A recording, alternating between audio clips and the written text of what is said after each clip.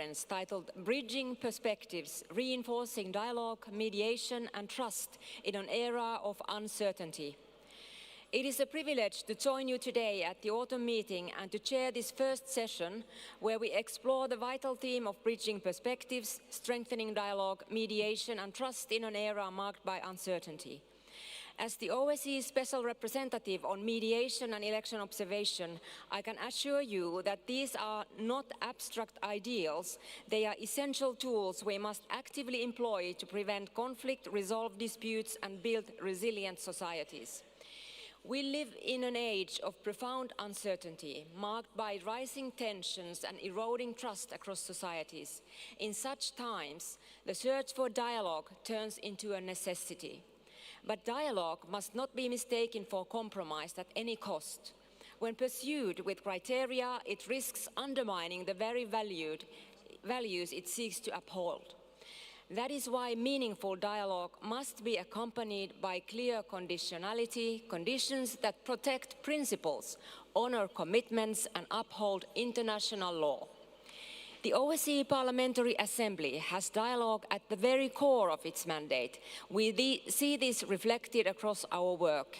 In the efforts of our ad hoc committees addressing terrorism and migration issues, in our sustained engagement through regional portfolios in Southeast Europe, the South Caucasus, Central Asia, Arctic and the Mediterranean, or through our thematic platforms such as Young Parliamentarians, Work or Gender Network. In all these settings, our task is the same: bridging perspectives, fostering understanding and facilitating trust among stakeholders who may hold very different views. These initiatives demonstrate that dialogue, when principled and persistent, is most effective when anchored in shared commitments and respect for international obligations. It is from this perspective that we approach the situation in Ukraine, a context in which those very commitments have been gravely violated and where the consequences of failed dialogue are most painfully evident. Russia's war of aggression and full-scale invasion of Ukraine is a stark reminder of the high stakes when dialogue collapses. This conflict urgently underscores why principled engagement matters. It reveals, among other realities, that justice and accountability are necessities for lasting peace. At the beginning of last month, OSCE President Per Juan Pons traveled to Kyiv, accompanied by Special Representative on Youth Engagement, Lucia Taser, Secretary General Roberto Montella, and a delegation of experts to manifest the Assembly's full support for Ukraine in compliance with our Assembly's declarations. During the visit, the delegation met with President Volodymyr Zelensky, Chairman of the Verkhovna Rada Ruslan Stefanchuk, Minister of Foreign Affairs Andriy Sybiha, representatives from all parliamentary factions, as well as members of civil society and the media. These engagements reaffirmed the Assembly's solidarity in the face of Russia's aggression and its unwavering commitment to defending democratic values and international law. We believe that visits like these not only send a strong signal of solidarity and support, but reinforce trust in an era of uncertainty.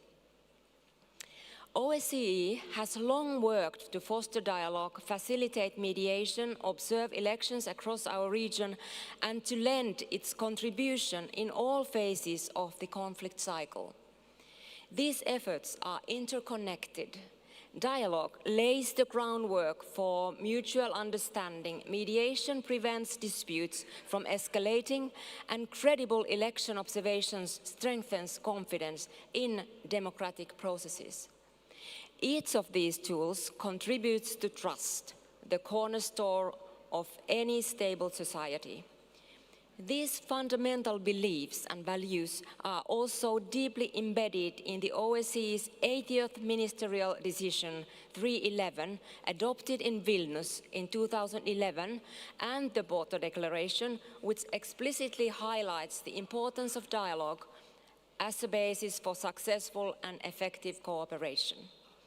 Trust, however, is built, nurtured, and reinforced through repeated engagement, transparency, and inclusivity. It is forged when all voices are heard, when communities and governments alike are meaningfully engaged in shaping the decisions that affect them. In these uncertain times, dear colleagues, our challenge and our responsibilities are clear. We must find ways to reconcile our principles of collective defense, our commitments to international law, and our enduring belief in diplomacy, even as geopolitical dividing lines harden. This is not an easy work. It demands courage, persistence, and the willingness to engage across differences, especially when trust is fragile and consensus elusive.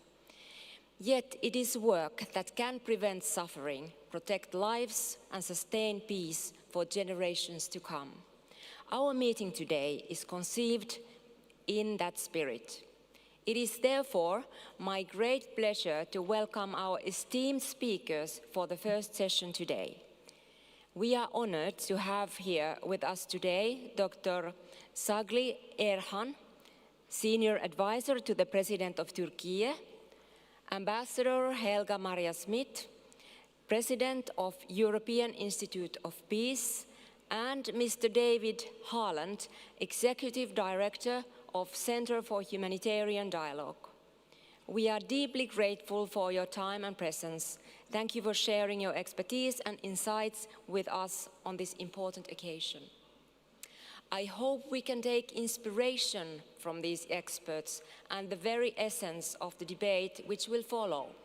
In an era of uncertainty, these are the tools that can light the path toward a more secure, just, and a peaceful world. Thank you. And first of all, I give the floor to Professor Sagli Erhan, who is a Senior Advisor to the President of Turkey. Dr. Erhan is also an eminent scholar of political history and international relations with more than 3 decades of academic and policy experience.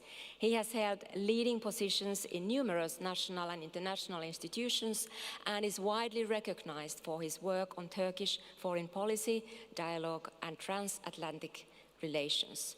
Dr. Erhan, you have the floor. Thank you, President. Esteemed President, honorable members of the national parliaments, distinguished participants, it's a great honor for me to be here with you at this very timely conference coinciding with the 50th anniversary of the Helsinki Final Act. And the title is also very timely and very important. We are living in a time what can be described as an era of uncertainty.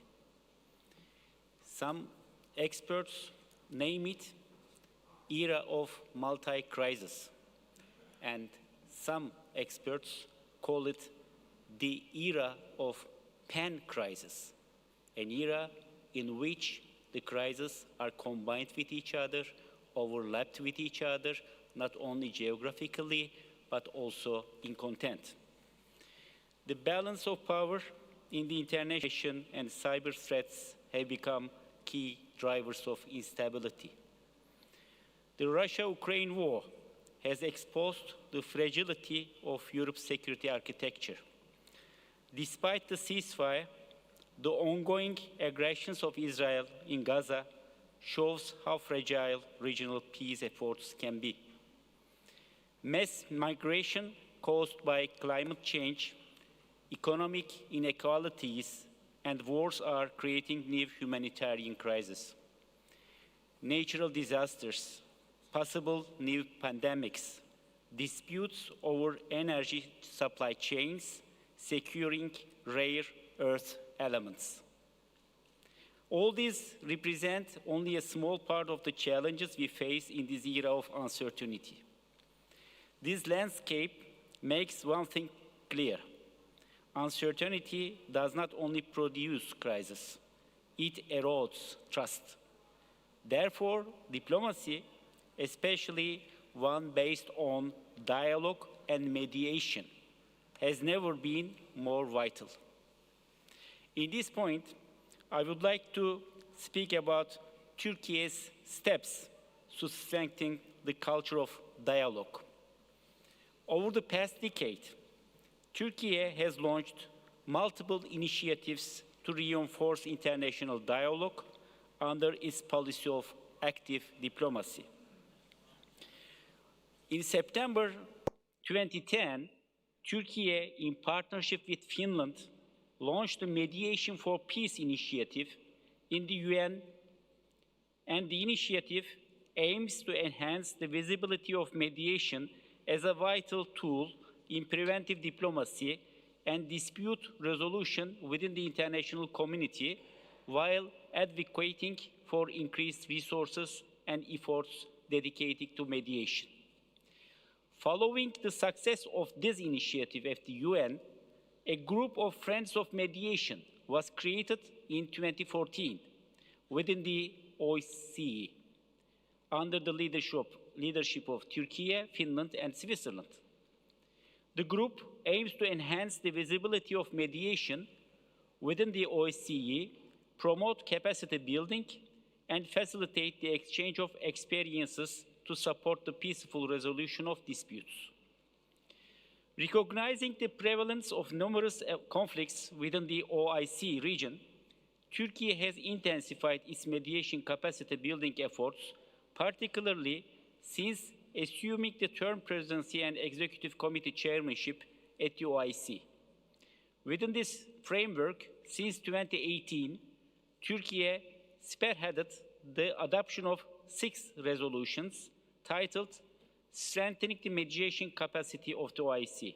These resolutions paved the way for the establishment of the OIC Contact Group on Mediation, designed to support capacity building efforts in mediation. As a part of its pioneering role in the field of mediation, Turkey hosts the Istanbul Mediation Conference. Since 2012, it has been organized 7 times to promote dialogue, cooperation, and exchange of experiences. So far, more than 1,600 participants from 56 different countries have taken part in the conferences of Istanbul Mediation. Antalya Diplomacy Forum and the T-Art World Forum are also some examples of Turkey's steps for mediation. Last year, in T-Art World Forum, a session was titled Turkey's Path Forward, Fostering Dialogue and Containing Global Crisis. Turkey also acts as a reliable mediator. Located in a region marked by active and frozen conflicts, as well as potential international disputes, Turkey plays a pioneering role globally in raising awareness and building capacity for mediation to promote sustained peace, stability, and prosperity, both in its neighborhood and beyond. To institutionalize its increasing impact and leadership in the field of international peace mediation, and to adopt a systematic and continuous approach to the discipline, Turkey established the Directorate General for International Mediation within the Ministry of Foreign Affairs in April 2024. This Directorate General is responsible for managing mediation, conflict prevention, and crisis management activities within international organizations, preparing and developing mediation and facilitation processes that Turkey has undertaken or may undertake, as well as conducting or supporting mediation activities. Turkey has played a significant role in fostering internal reconciliation efforts in many conflicted parties. I just wanted to underline some very important ones within the last decade. For instance, Turkey initiated trilateral cooperation processes involving Bosnia-Herzegovina, Serbia, and Croatia to achieve lasting peace and stability in the Balkans. Turkey has been actively involved in diplomatic efforts to address Iran's nuclear program, advocating for peaceful dialogue and resolution. With Brazil, Turkey signed the Tehran Declaration in May 2010 after joint mediation efforts aimed at using diplomacy to address the concerns surrounding Iran's nuclear program. Turkey also has played a crucial role in mediating the conflict in Somalia. For 15 years, Turkey has been hosting the Somalia conferences. Following these efforts, political leaders from Somalia and Somaliland met on April 2013, resuming a dialogue process after a prolonged period of silence. And just last year, almost last year, 2024, December, Somalia and Ethiopia signed an agreement in Ankara under Turkey's facilitations. Both nations reaffirmed their sovereignty and territorial integrity, a landmark stop for regional dialogue. When we come to conflict between Russia and Ukraine, Turkey hosted, as mentioned by Speaker of Turkish Grand National Assembly, Turkey hosted the first high-level meetings between both sides since the war began in 2022, both in Antalya and Istanbul. And then, in summer 2022, led jointly by Turkey and the UN, Turkey's efforts enabled the export of nearly 33 million tons of grain from Ukrainian ports, stabilizing food prices and supporting global food security. Again, in last year, in August 2024, the Turkish National Intelligence Organization executed the most comprehensive SWAP operation in recent memory, exchanging 26 inmates from prisons in the United States, Germany, Poland, Slovenia, Norway, Russia, and Belarus. And this also helped for reaching a future ceasefire. Turkey's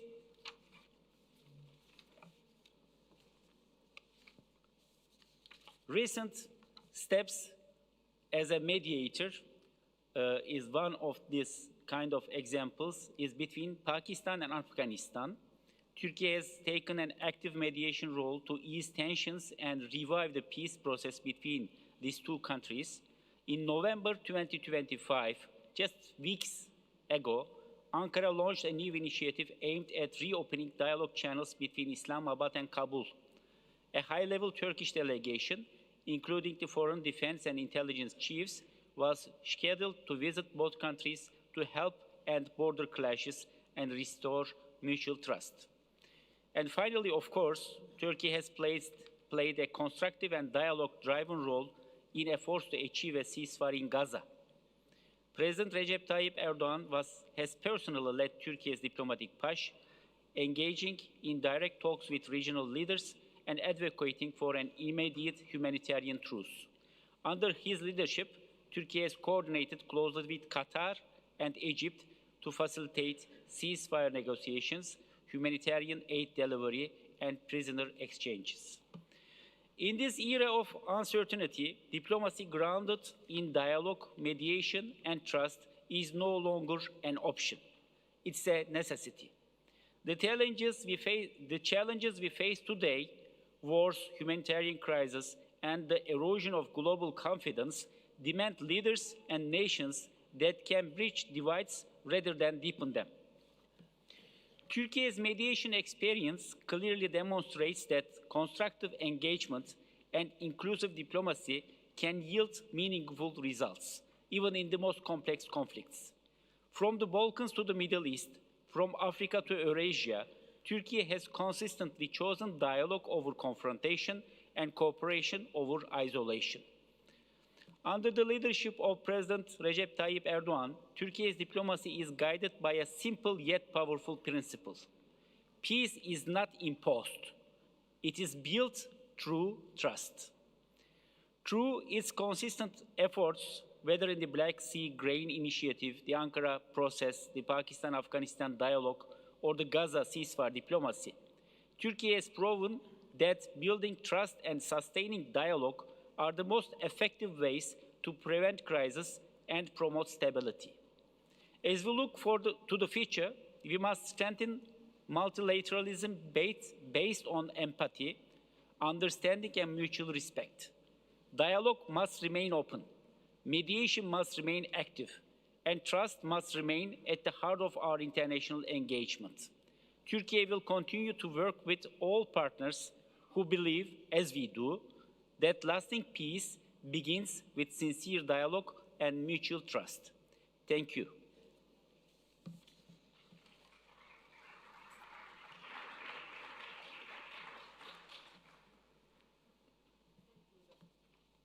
Thank you, Dr. Erhan. It is now my pleasure to introduce our next speaker, Her Excellency Ambassador Helga Maria Smith, whom I'm sure you all know very well.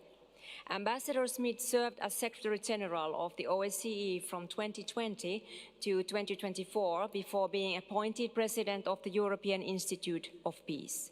She is also currently holding a position of the Vice President of the Munich Security Conference. Her extensive experience in international cooperation will no doubt provide invaluable insights into conflict management, international mediation, as well as the current challenges that multilateral relations are facing in building and fostering trust across the OSCE region. Ambassador, it is a big pleasure to have you back here with us. Please have the floor.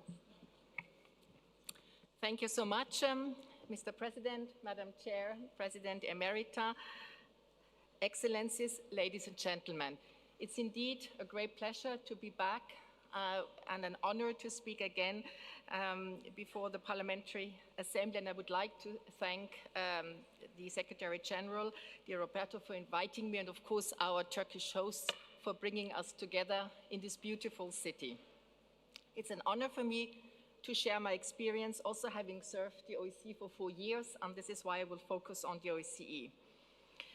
We live indeed in a time defined by disruption, with more conflicts than ever before, and the very nature of conflicts is also changing. It's more complex and it's more institutionalized. In a more fragmented international community, there's a trend for regional powers to pursue policies that protect their own national interests a lot more than supporting the resolution of conflict. And complicating this picture are factors such as the security impacts of climate change, non-state actors, and new technologies, because they are reshaping how conflicts emerge and how they are fought. And the authority of the UN, as, if you like, global security referee and last resort for preventing and resolving conflict, has been severely damaged. Some speak of the failure of multilateralism or multilateral organizations, such as the OSCE, but the failure lies with nations not adhering to the UN Charter or the Helsinki Principles, as exemplified by Russia's war of aggression against Ukraine. And I want to join the Secretary General of the OSCE and ask for the immediate release of 3 OSCE staff that have been detained now for more than almost 4 years.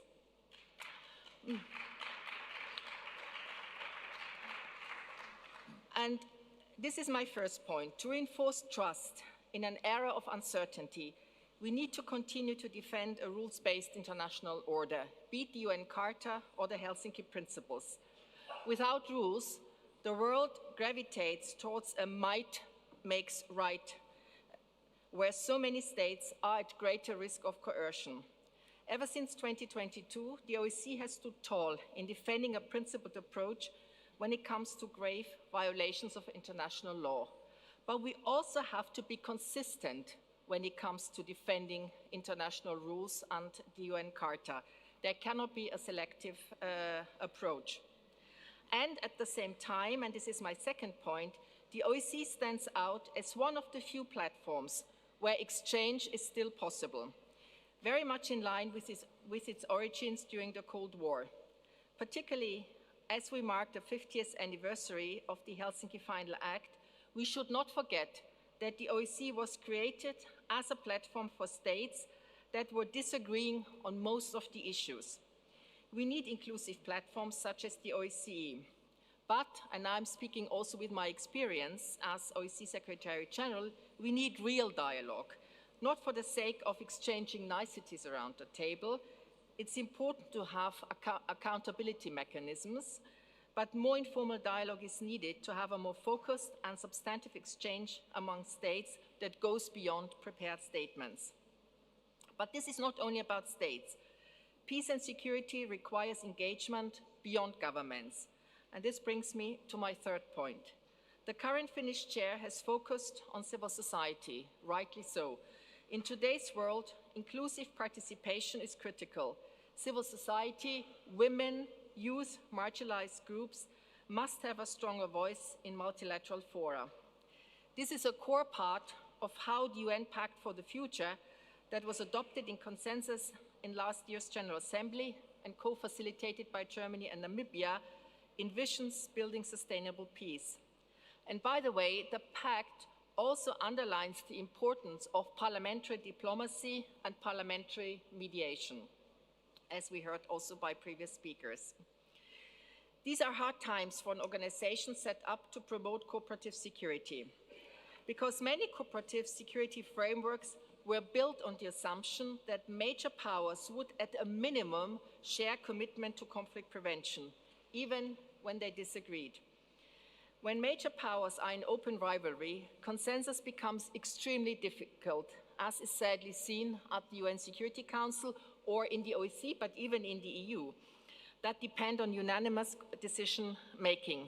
It is a huge obstacle to conflict resolution. Still, multilateral organizations are critical to conflict prevention. What sets the OSCE apart is its ability to bring countries around the table that do not necessarily see eye to eye when it comes to tackling transnational threats. Regional cooperation is a key element of dialogue and trust building. And this is my fourth point. Take Central Asia, that has been affected by the spillover of Taliban takeover in Afghanistan. I initiated with the forum with the Central Asia border commanders in 23, and the current Secretary General just hosted a successful round right here in Istanbul. This is a unique platform at very high level to strengthen border security and resilience against transnational threats. But it also helped build trust and confidence. And the recent border agreement signed between Kyrgyzstan and Tajikistan has been rightly welcomed as a historic step towards regional stability. International organizations need to undergo reforms as the security landscape is changing and budgets are shrinking. I had initiated a functional review in the OSCE to assess the functioning of the Secretariat and allow for efficiency gains. And this is an ongoing process. But adequate funding is absolutely crucial, and it's more critical than ever before in the OSCE because of the prolonged budgetary crisis that is now risking to seriously undermine the excellent conflict prevention work done by the OSCE, but also, for example, on election observation, as we heard before. But most importantly, and I think this is my most important point, is funding constraints threaten the potential the OSCE holds for the future, given the OSCE's and the Conflict Prevention Center's vast experience of conflict management, ceasefire monitoring, and arms control. And here I would like to underline the point made by the Secretary General. Even if the prospects for revitalizing the framework for arms control look bleak at the moment, the time will come. A rebuilding of the security architecture in Europe will also need to include agreed arms control and confidence and security building measures, along with other measures and security guarantees. Trust is always the most difficult to rebuild, but arms control and confidence in security building measures can contribute to transparency. Multilateral organizations are at risk everywhere, as military spending has been prioritized everywhere. Don't get me wrong, I'm not disputing a credible military deterrence, but hard security and acting for peace need to go hand in hand. Deterrence is one way to keep safe, conflict prevention through dialogue does not always work. Very often it does not work. But when it works, it is a very low-cost complement. And allow me a final word on the interface between formal and informal mediation practices. At a time when security concerns dominate our agenda, deterrence alone is not enough. Dialogue, where possible, remains indispensable to address the underlying political and social tensions that are reshaping our continent in addition to conflict and war. For the past year, I have been presiding over the board of the European Institute of Peace, an independent organization based in Brussels that supports national and regional actors all over the world.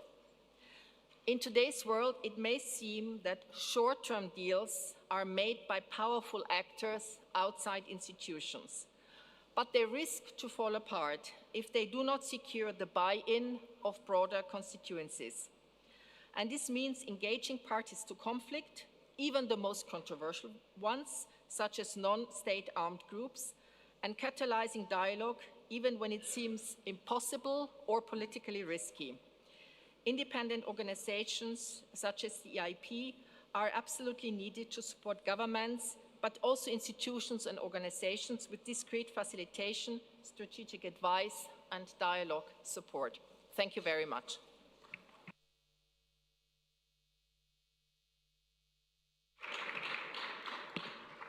Thank you, dear Helga. And now our next speaker today is Mr. David Harland, who is the Executive Director of the Center for Humanitarian Dialogue. Dr. David Harland previously served as Europe Director for the United Nations Department of Peacekeeping Operations and has been Executive Director for the Center for Humanitarian Dialogue in Geneva since 2011. Humanitarian dialogue is a pioneer in the field of mediation in armed conflicts.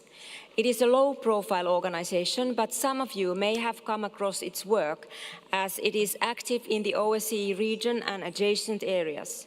His organization played a key role in conceiving, preparing, and implementing the Black Sea Grain Initiative between Russia and Ukraine. It has also works on internal conflicts, and it was at its headquarters in Geneva that the final dissolution of the Basque Armed Group, ETA, was announced, as was the Libyan National Ceasefire Declaration of 2020, which has had such a profound effect on our southern flank. As you can see, we have a lot of practitioners' experience here. So, Mr. Harland, we are looking forward to your insights. You have the floor. Well, thank you, Pia, and distinguished delegates. Yes, well, we have a problem, quite a big problem. Any look back at the OSCE tells us just how bad the state of international European security architecture is today.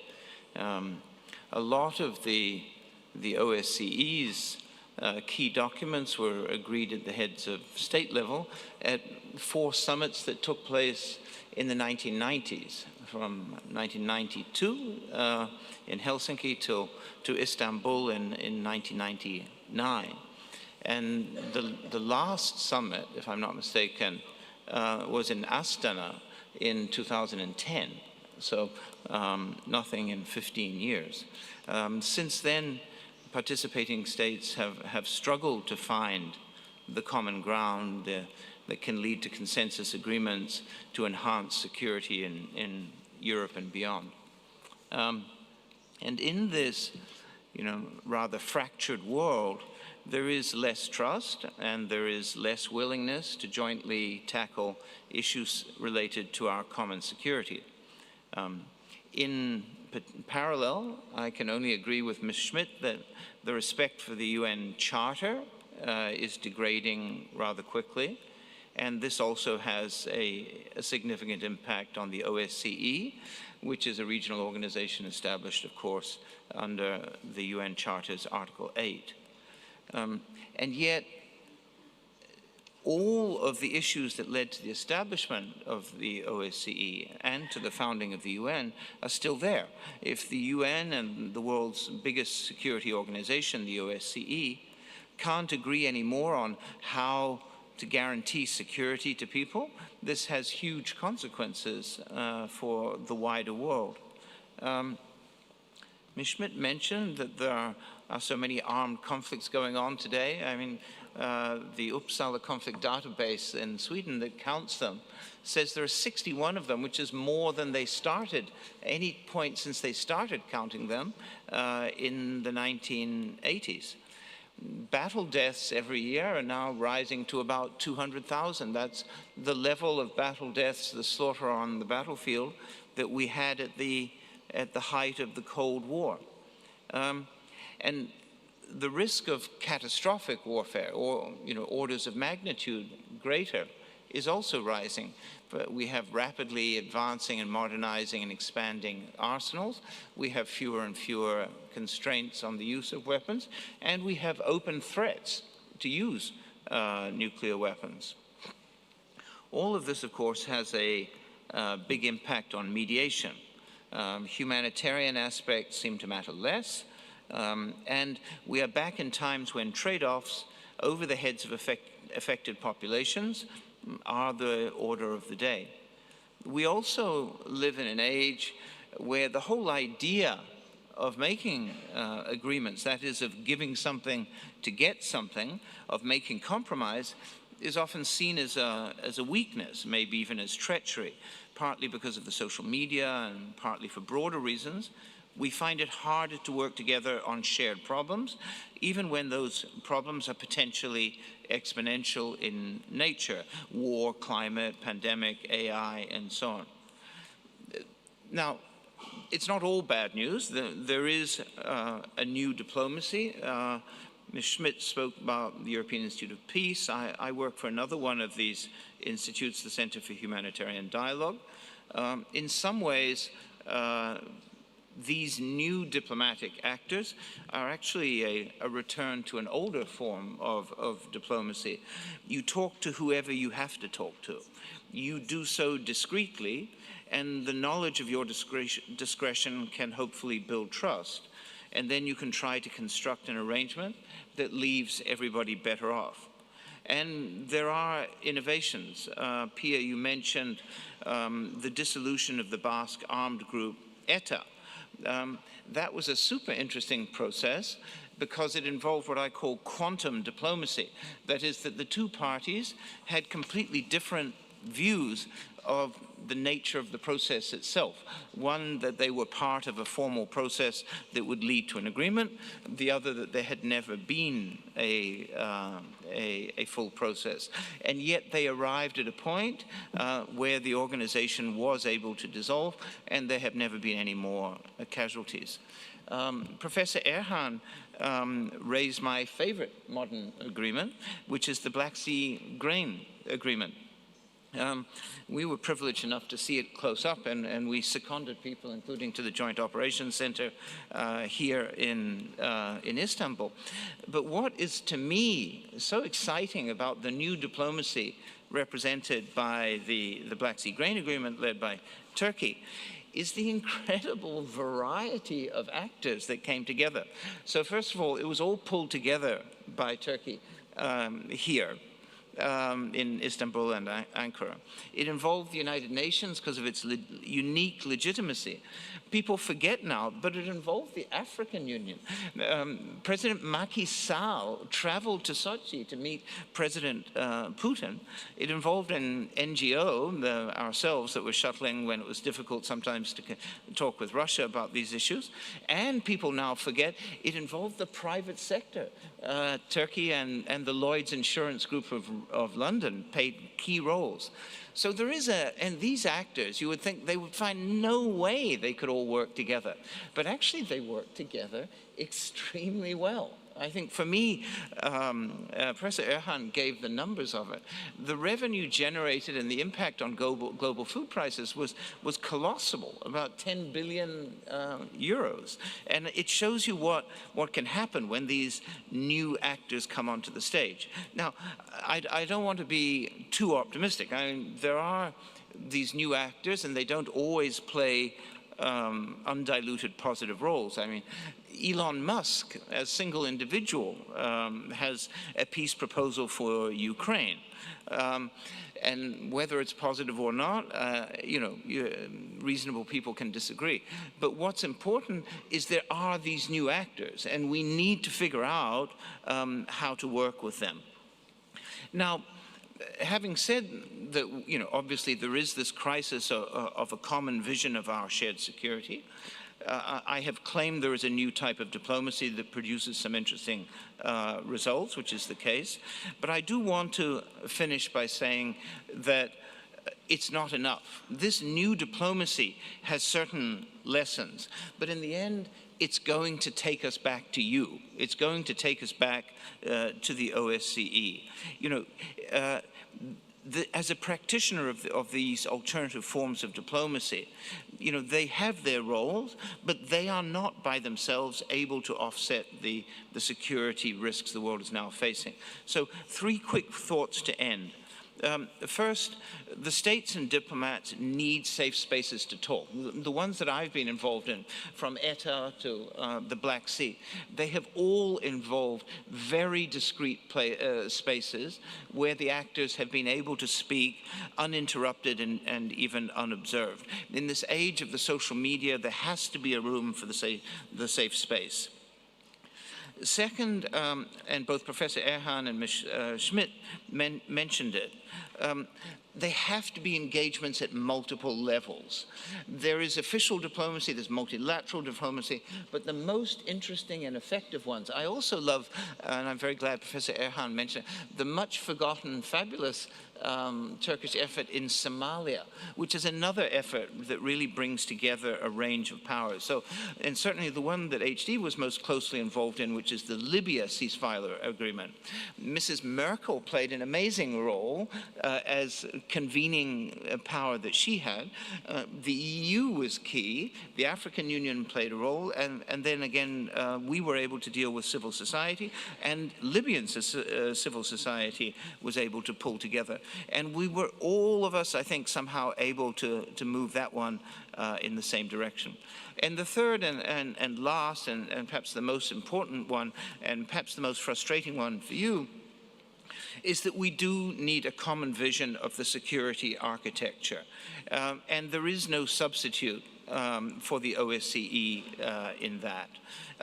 The OSCE may feel that it is blocked right now, but the world needs the OSCE. Without the common vision of where we were going with this strategic architecture, we are never going to get there. So, as frustrating as it may be, the OSCE needs to have strategic patience. I think it needs to adopt these tools that we have seen, the safe spaces and the ability to act with new actors. And I think, frankly, we are all going to come back to the OSCE before too long, because humanity is in a horrible game of chicken. Nobody wants to work together. Everybody wants the other party to swerve to avoid a crash, and only when there is absolutely no other way to avoid a collision will anybody give way.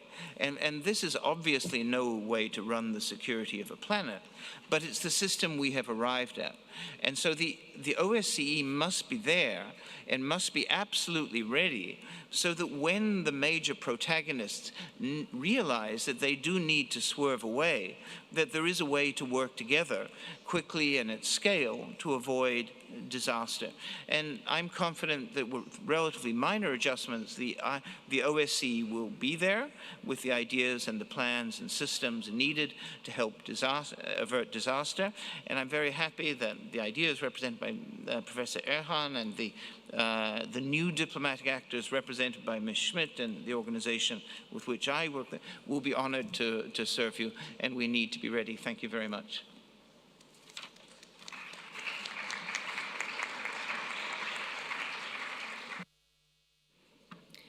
Thank you, Mr. Haaland.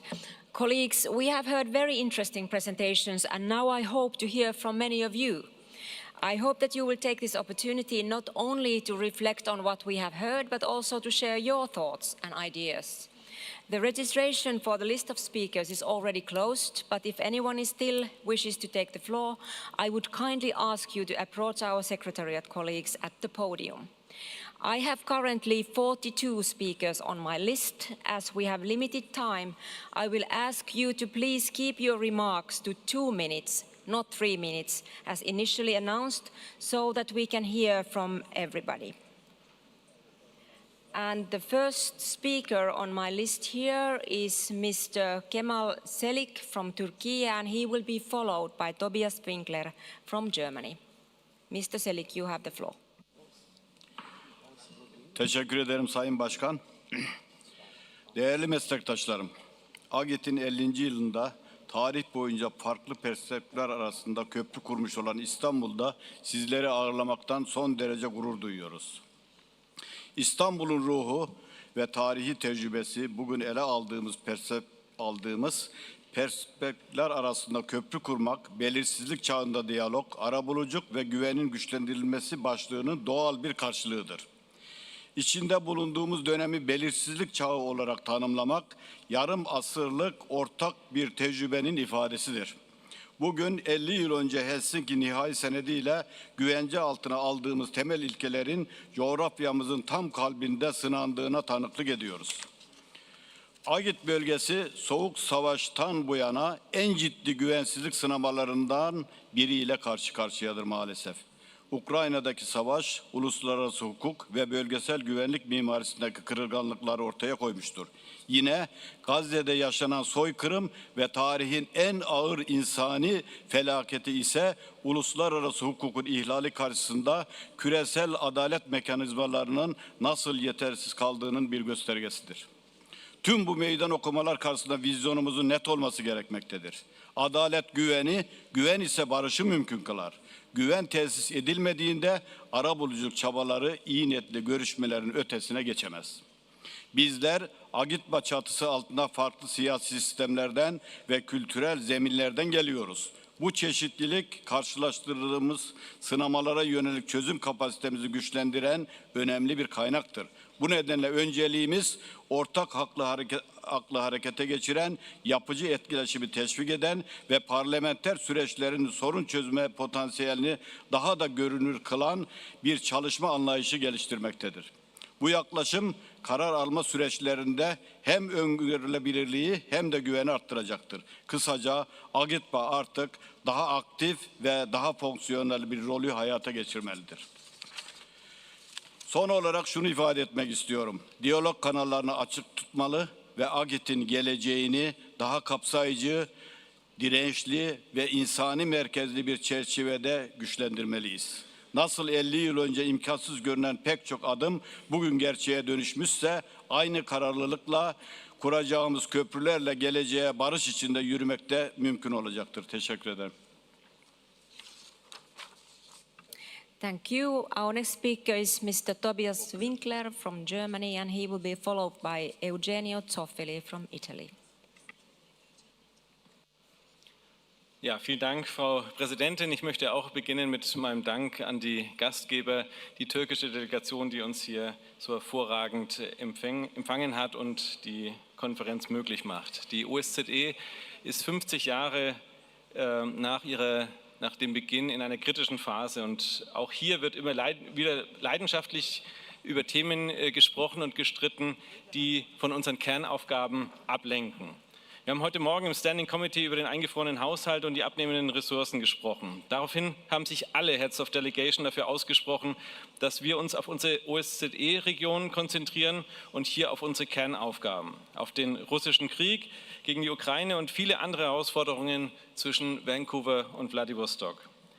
Damit war auch das klare Mandat an die Führung der OSZE-PV verbunden, unsere Arbeit auf die Kernaufgaben zu konzentrieren. Ich möchte dem Generalsekretär und auch seiner Vorgängerin Helga Schmidt herzlich danken, dass Sie heute nochmal die Stärken der OSZE herausgestellt haben. Non-like-minded Staaten an einen Tisch zu bringen, Conflict Management, Ceasefire Monitoring oder Arms Control. Für die Parlamentarische Versammlung möchte ich noch die Wahlbeobachtung hervorheben. Hier könnten wir mit einer besseren Kommunikation noch sichtbarer werden und damit den großen Wert unserer Arbeit noch erhöhen. Aber lassen Sie mich auch noch auf einen Vorschlag eingehen, den wir heute Morgen im Standing Committee aus Belarus gehört haben. Wir müssten eine neue Zusammenarbeit und eine neue Sicherheitsarchitektur aufbauen. Meine Antwort darauf ist ganz klar: Nein, müssen wir nicht. Wir brauchen keine neue Sicherheitsarchitektur. Wir müssen zurück zur alten. Wir müssen uns an die 10 Prinzipien halten, auf die wir uns vor 50 Jahren geeinigt haben. Wenn sich jeder Mitgliedstaat an seine Verpflichtungen hält, dann können wir gemeinsam in eine gute Zukunft gehen. Mit Frieden, Freiheit und Wohlstand, auch für die nächste Generation. Herzlichen Dank.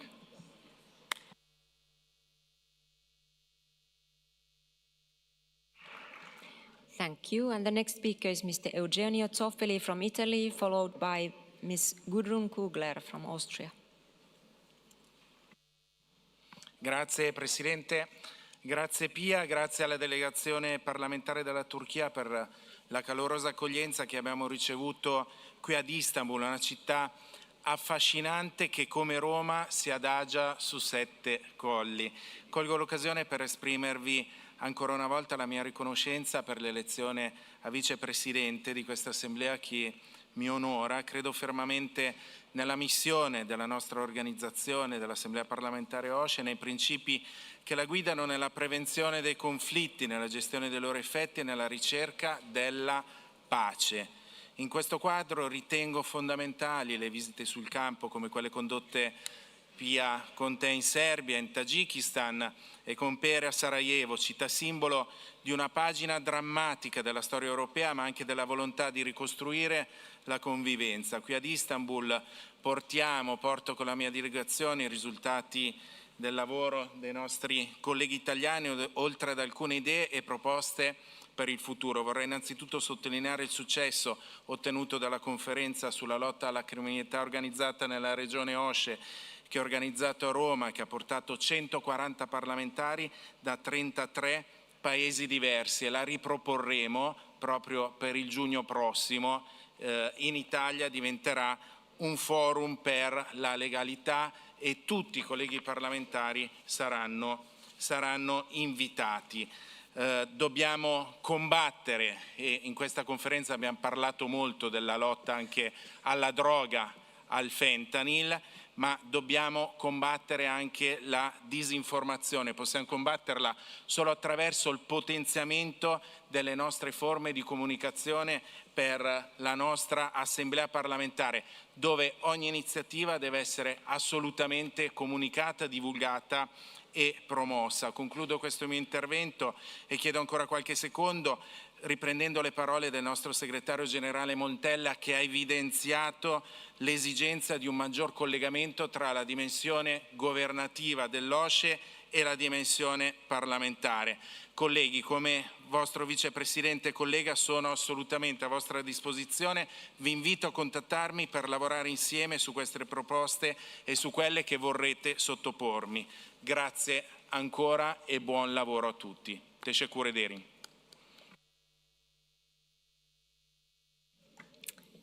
Thank you. And our next speaker is Ms. Gudrun Kugler from Austria, followed by Mr. Pavlo Frolov from Ukraine.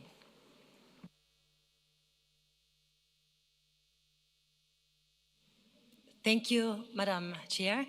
Let me begin by thanking our hosts, but also the International Secretariat for their tireless work.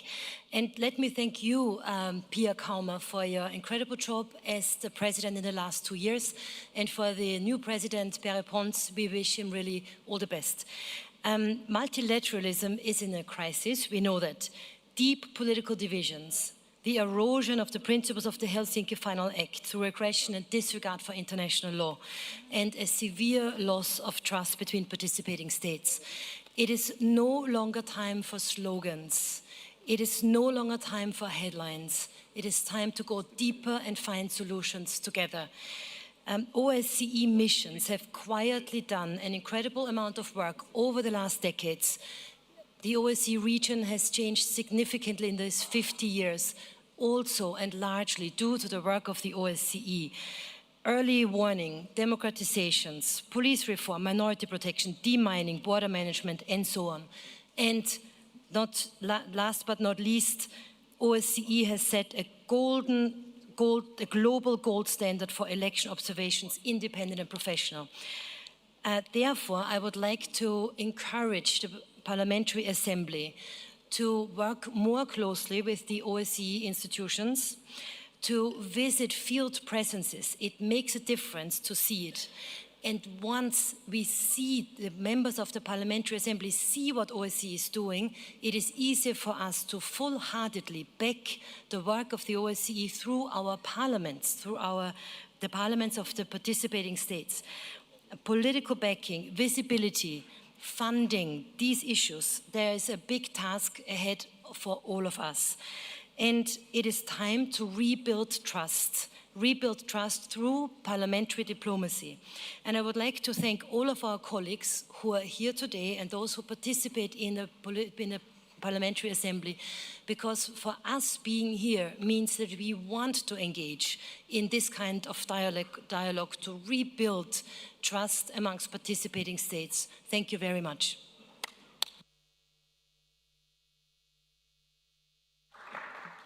Thank you. And our next speaker is Mr. Pavlo Frolov from Ukraine, followed by Irene Sharalambides from Cyprus. Thank you, Madam President, dear colleagues.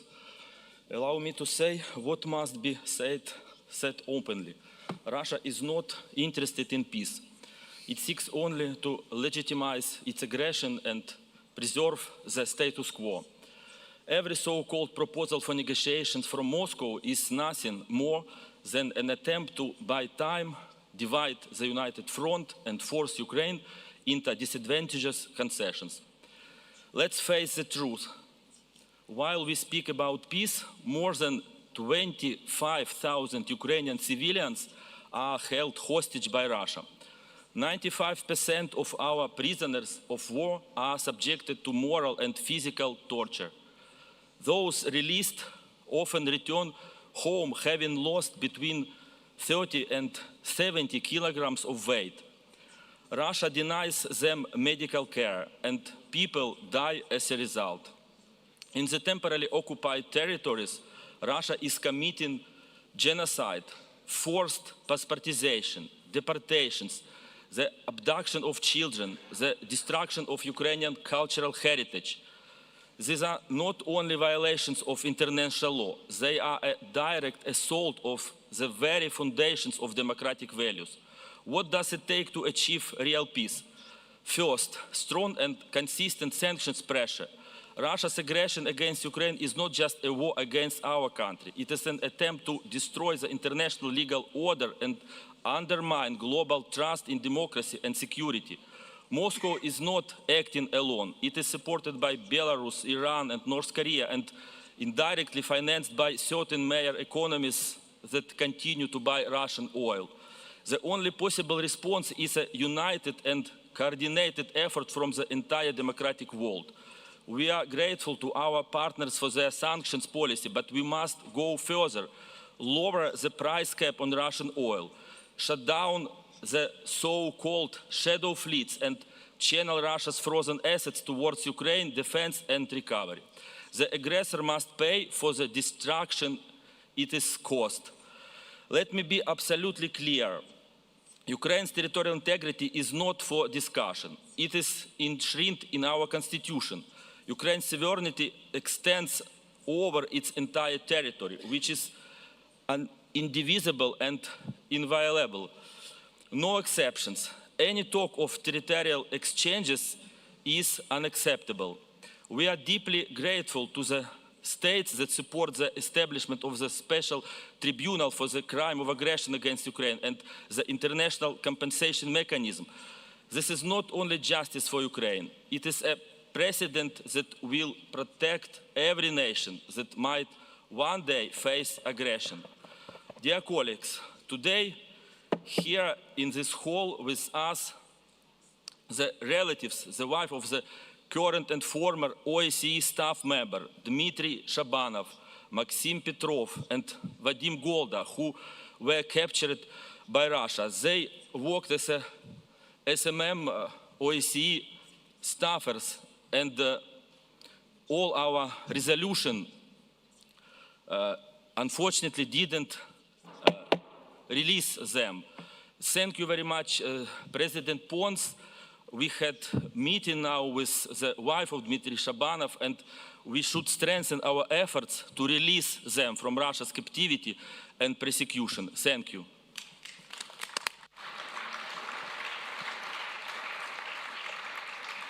Thank you. And our next speaker is Ms. Irene Charalamides, who will be followed by Ms. Yevrosima Pejovic from Montenegro. Thank you. The reality outside this room is harsh. The OSCE was born as a platform for dialogue. We were meant to talk even when we strongly disagreed. Today, Russia is not here, so we cannot tell them directly what we feel concerning Ukraine. Though Russia launched a war of aggression against Ukraine, it violated every OSCE principle, human rights. We had to send a clear message. Aggression has a cost. Same goes, of course, for Israel. But now we face a dilemma. Yes, we defended our values, yet the main aggressor is no longer at this table. We protected our red lines, but we have lost direct multilateral dialogue. And I am sorry for not having the chance to meet our American colleagues for a second time. To prove my point, the United States of America has direct contacts with the Russian leader, Vladimir Putin, the Syrian leader, and all leaders that need to be contacted to mediate conflicts and promote peace and stability. And the European Union, if we want to be honest, European Union's role on the global stage feels diminished, divided, reactive, while others shape events. In the OSCE, if the OSCE wants to be serious about bridging perspectives, we must act on two levels. First, this assembly must keep channels open even when relations are frozen. Dialogue does not mean forgetting crimes. Parliamentary diplomacy and even informal contacts matter. I come from Cyprus. I stand today in this room in Istanbul. And thank you, dear colleagues, Selami Altinok, for your hospitality. And we are an example of dialogue and diplomacy ourselves. I'd like to point out that frozen conflicts are never really frozen. So let us be clear. Human dignity is not negotiable. Dialogue and mediation are not weakness. Dialogue does not mean we are retreating from our principles. It is our only way out of permanent crisis. In an age of uncertainty, we need courage. Courage to speak clearly. Courage to defend principles. Courage to stay in the room and keep trying, just like I do with my Turkish colleagues. Thank you. Thank you. And dear colleagues, I would like to remind you about the 2 minutes time limit so that everybody can speak. Our next speaker is Ms. Yevrosima Pejovic from Montenegro, and she will be followed by Mr. Gaya Mamadov from Azerbaijan. Thank you very much. Dear fellow colleagues, during today's lunch break, a dear colleague from Romania joked that I'm a tough politician in the making. And if he is right, that's because the politician in me has constant sparring partner, the psychologist in me. And the very first lesson that every psychologist learns is that change starts when we acknowledge of who we are. And we are an institution built on dialogue, shaping norms, creating vision, and living by rules of we defend. We come from different political cultures, from different political backgrounds and ideologies, yet we gather to seek joint solutions through the democratic processes. Now, after more than 50 years since founding, it is a time to return to our foundations. The Helsinki principles did not promise comfort, they promised responsibility. They asked us to safeguard human rights, security and democracy, not when it's easy, but precisely when it's difficult. Let us recall who we have been: an organization that prevents conflict through dialogue, a community that protects people through rights, a platform that strengthens peace through democracy, and we must bear pressure of responsibility to those who is ignoring it. The challenges we face now are just a signal to restore a dialogue, clarify our boundaries, and return of what holds us together. Thank you. Thank you. And our next speaker is Mr. Gaya Mamadov from Azerbaijan, and he will be followed by Mr. Sergei Rashkov from Belarus.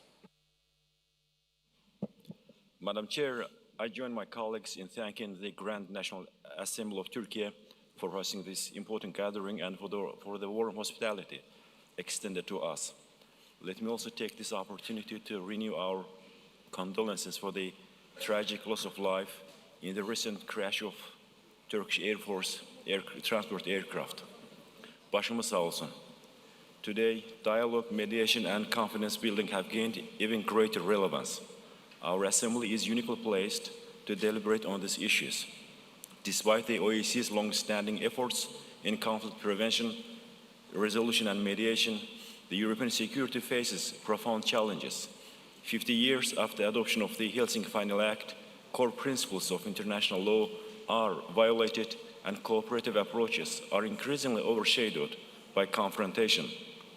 We must undertake sincere and comprehensive review within the OSCE and here in our Assembly of what went wrong in upholding our shared principles.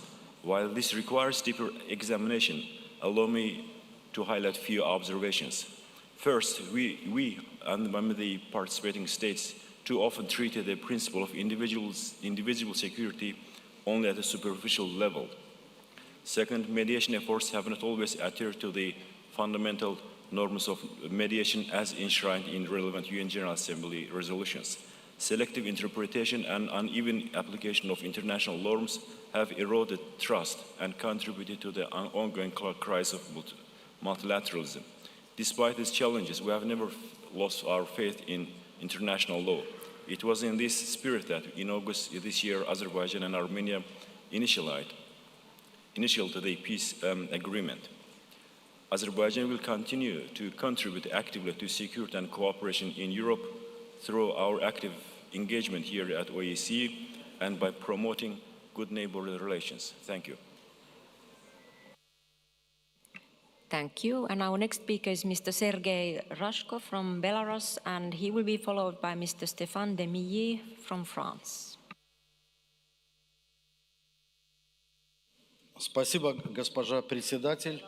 Тема нашей тематической сессии как нельзя лучше отражает суть вызова, который стоит перед ОБСЕ. Ведь сегодня сама возможность уважительного диалога в Европе, подчеркиваю, уважительного диалога, поставлена под сомнение. Мы слышим все больше обвинений, все меньше предложений по совместному выходу из кризиса. Беларусь не разделяет подход, при котором безопасность одних обеспечивается за счет других. Такая натоцентричная парадигма разрушает саму идею коллективной безопасности и делает невозможным посредничество и компромисс. В 20 веке Европу спасла дипломатия. Именно благодаря переговорам были подписаны Хельсинкский заключительный акт и Парижская хартия. Сегодня мы вновь должны напомнить себе этот урок. Беларусь готова выступать инициатором и участником площадок для обсуждения путей укрепления безопасности в Европе. Об этом свидетельствует проведенная Минской международная конференция по евразийской безопасности, которая недавно закончила свою работу в столице Беларуси. Мы приглашаем все заинтересованные стороны принять участие в ее очередном 4-м заседании в 2026 году. Мы уверены, Если ОБСЕ вновь станет площадкой, где действительно слушают и слышат друг друга, площадкой посредничества, а не инструментом политического давления, тогда у Европы появится шанс вернуть себе мир и стабильность. Благодарю вас.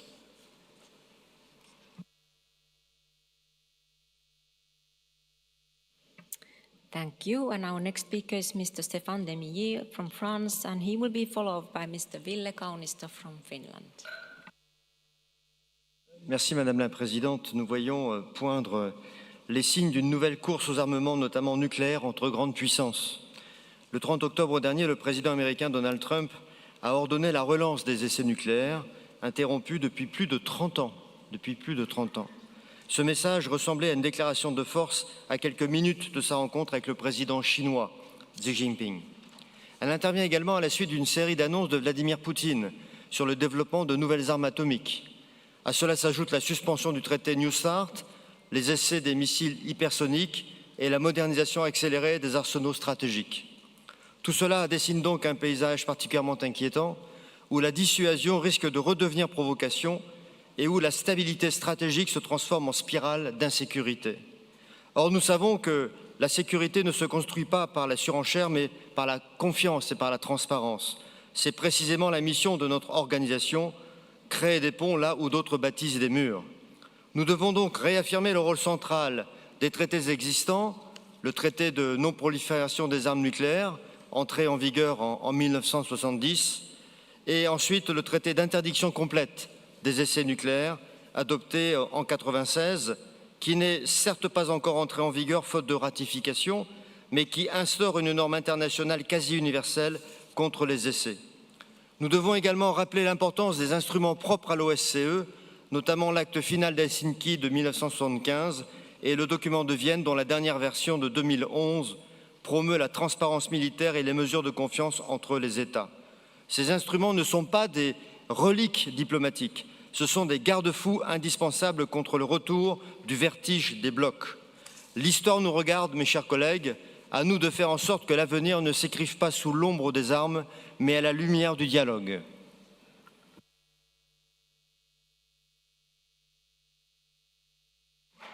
Merci. And the next speaker is Mr. Ville Kaunisto from Finland, and he will be followed by Mr. Guy Bon de la part de Luxembourg. Madam Chair, dear colleagues, and thank you for the Turkish delegation for the warm welcome. The world has changed profoundly since the birth of OSCE 50 years ago.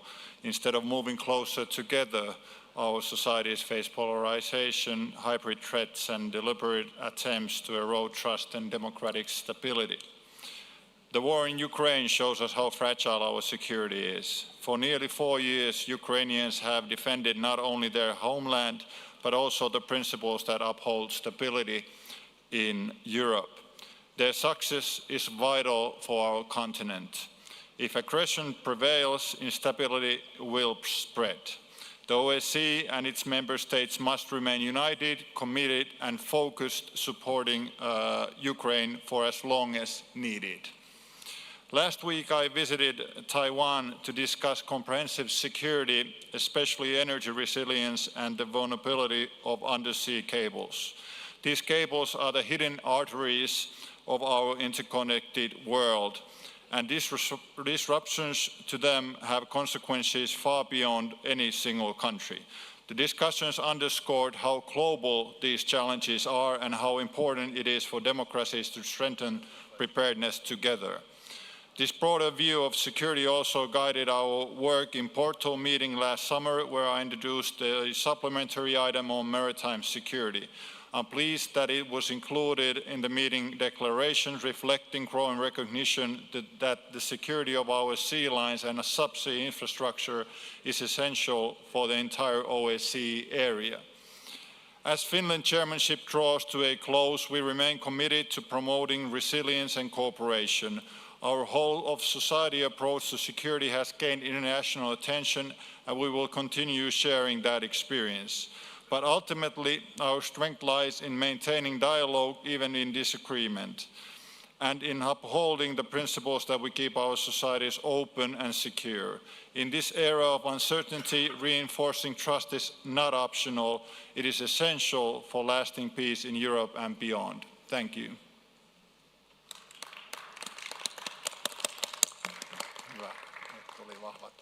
Thank you. And our next speaker is Mr. Gibon from Luxembourg, and he will be followed by Mr. Marius Arion Nielsen from Norway.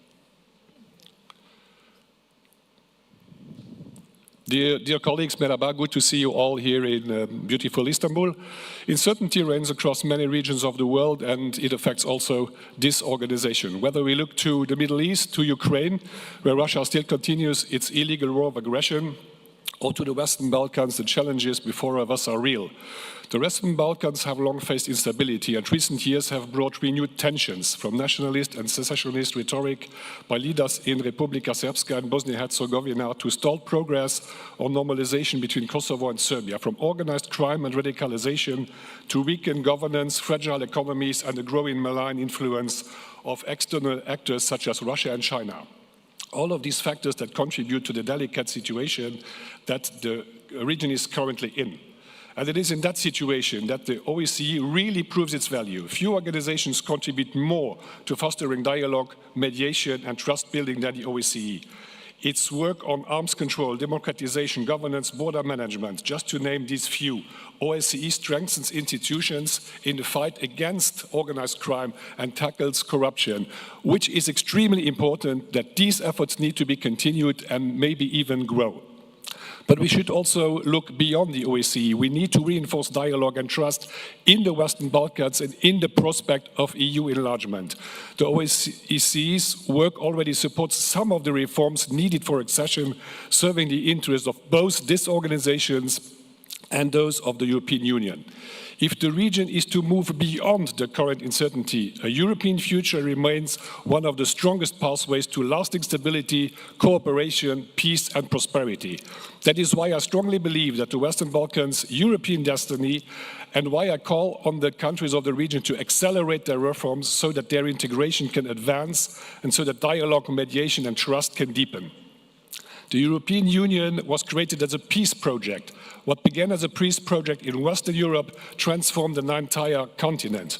I am convinced that this same European project can replicate in the Western Balkans and bring lasting peace to a region currently marred by uncertainties.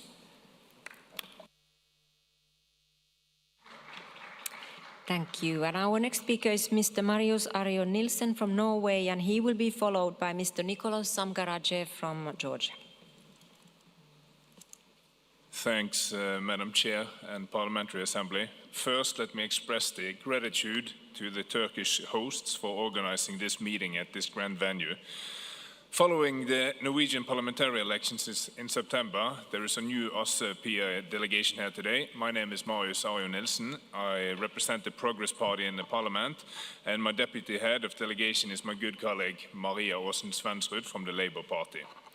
We are a combination of new and old members in the 6-member delegation, and we look forward to continue working with you and getting to know all of you. So let me make 2 points. First, I had the pleasure of traveling with President Pons and several other colleagues to Bosnia and Herzegovina recently, and the trip gave me great insight into the OSCE's work for conflict prevention, and not least the crucial role it plays in the field, a key role for which OSCE should continue going forward as well. Visiting the memorial in Srebrenica made a huge impression on me, and although it's 30 years ago, it's so important to remember and to stand up for justice. This brings me to my second point. Today, Ukraine is Europe's most important frontline. It's crucial that we do everything in our power to stand up against those who violate international law with impunity. This will be one of our delegation's biggest priorities. Through the Nansen program, Norway continues to support Ukraine with military, civilian and humanitarian assistance, and now ahead of the winter, more support for its energy infrastructure was announced recently by our government. Norway also supports those who document, investigate and prosecute war crimes. Their work is essential. The OSCE-led fact-finding missions under the Moscow mechanisms are of vital importance, and we as MPs also have the chance to meet civil society representatives and can play our role in the mobilization for justice. Finally, I understand that the Parliamentary Support Team for Ukraine in the OSCE-PA plays a key role in the Assembly. The Norwegian delegation are keen to play an active and vigorous role in supporting Ukraine and the team in the time to come. Thank you. Thank you. And our next speaker is Mr. Nicholas Samkaradze from Georgia, and he will be followed by Mr. Mamadjoh Gulzoda from Tajikistan. Thank you, Madam Chair. This year has marked the 50th anniversary of Helsinki Final Act, a landmark accord designed to enhance security, uphold human rights, and encourage economic, scientific, and environmental cooperation in lieu of hostility between the rival geopolitical blocs. Regrettably, half a century on, amid an era of uncertainty, protracted conflicts, and emerging multipolarity, we witness a vivid recurrence of a disturbing historical pattern, that the initiatives conceived for benevolent purposes are proven vulnerable to its ideological distortion and moral decay. After a decade-long period characterized by aggressions, occupation of territories, and Georgia being the first victim of Russian occupation, foreign interference, and diversion of foreign aid to destabilized nations, certain political groups and entities still refuse to heed the past mistakes. Let me outline several tendencies prevalent in the present political mainstream that border on hypocrisy and perhaps sheer audacity. First and foremost, it's a total disregard for the will of the people, ironically in the very name of democracy, a term which in its literal sense means the rule of the people. Some political forces consistently overlook not only the political will, but also the cultural and religious diversity of various nations, particularly those relatively smaller or moderate in quantity. On the one hand, they refuse to acknowledge and respect the outcomes of legitimate elections if they do not like the election results, while on the other hand, they attempt to impose specific social or ideological norms that directly contradict the cultural values of those nations. The second concern is radicalization and outright refusal to engage in dialogue, particularly with those deemed to be on the opposite end of the political spectrum. This attitude stems from an oversimplified good versus bad dichotomy in which some parties unilaterally assign themselves the former role while simultaneously resorting to coercive measures, domestic interference, and aggressive rhetoric. Such conduct stands in a clear contradiction to their own proclaimed commitment to equality, partnership, and mutual respect. Third, and the most worrisome of all, when unable to assert dominance through legitimate means, they resort to violence. They provide financial, moral, and rhetorical support to the radical groups that allegedly fight for democracy through explicitly undemocratic methods. The actions these forces condone are not directed merely against the political parties or individual opponents they resent, but against the safety and security of the state itself. A recent example, we often say that the crown jewel of the OSCE-PA's work is election observation. But as some of my colleagues mentioned today at the standing committee session, election observation has become way too politicized. Political groups favor their ideological peers and make evaluations based on ideological and partisan friendship, not based on the actual facts on the ground. This, in its turn, undermines the integrity and credibility of the work our organization has been doing for decades. However, I remain optimistic and still hold hope that the common sense will ultimately prevail and that we will witness return to the respect of the sovereign will of the people by domestic and international stakeholders alike. Thank you very much. Thank you. And next speaker is Mr. Mamadjoh Gulzoda from Tajikistan, and he will be followed by Mr. Sargis Kandanian from Armenia. Спасибо, уважаемый председатель, уважаемые коллеги. Мы живем в эпоху, которую все чаще называют временем глобальной неопределенности.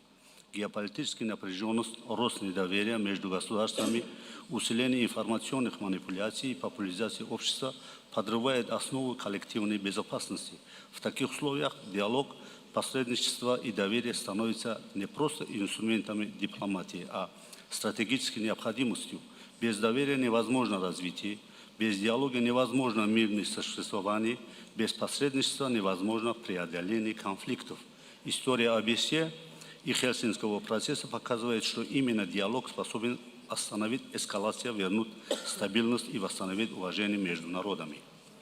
В этом контексте я хотел бы предложить 5 практических шагов, направленных на укрепление диалога, посредничества и доверия между государственными участниками ОБСЕ. Во-первых, предлагается создать парламентский посреднической группе в формате 2+2 для соседних стран, разделяющих общие границы и интересы.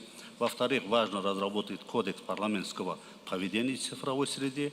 В-третьих, следует развивать локальные платформы доверия на муниципальном уровне.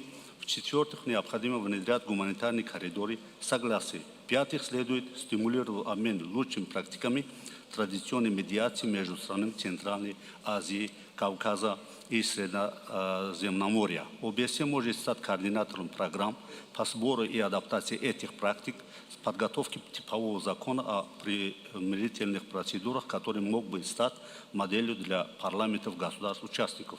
Опыт Таджикистана убедительно показывает, что профилактика всегда эффективнее и гуманнее, чем восстановление после конфликта.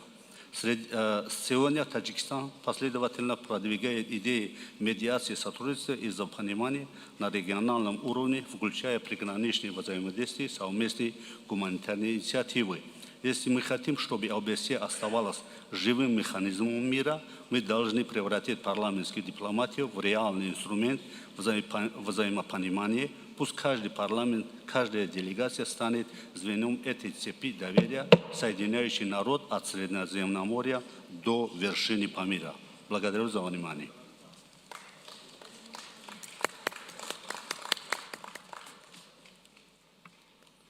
Thank you. And our next speaker is Mr. Sargis Kandanian, followed by Mr. Ulugbek Shermatov from Uzbekistan.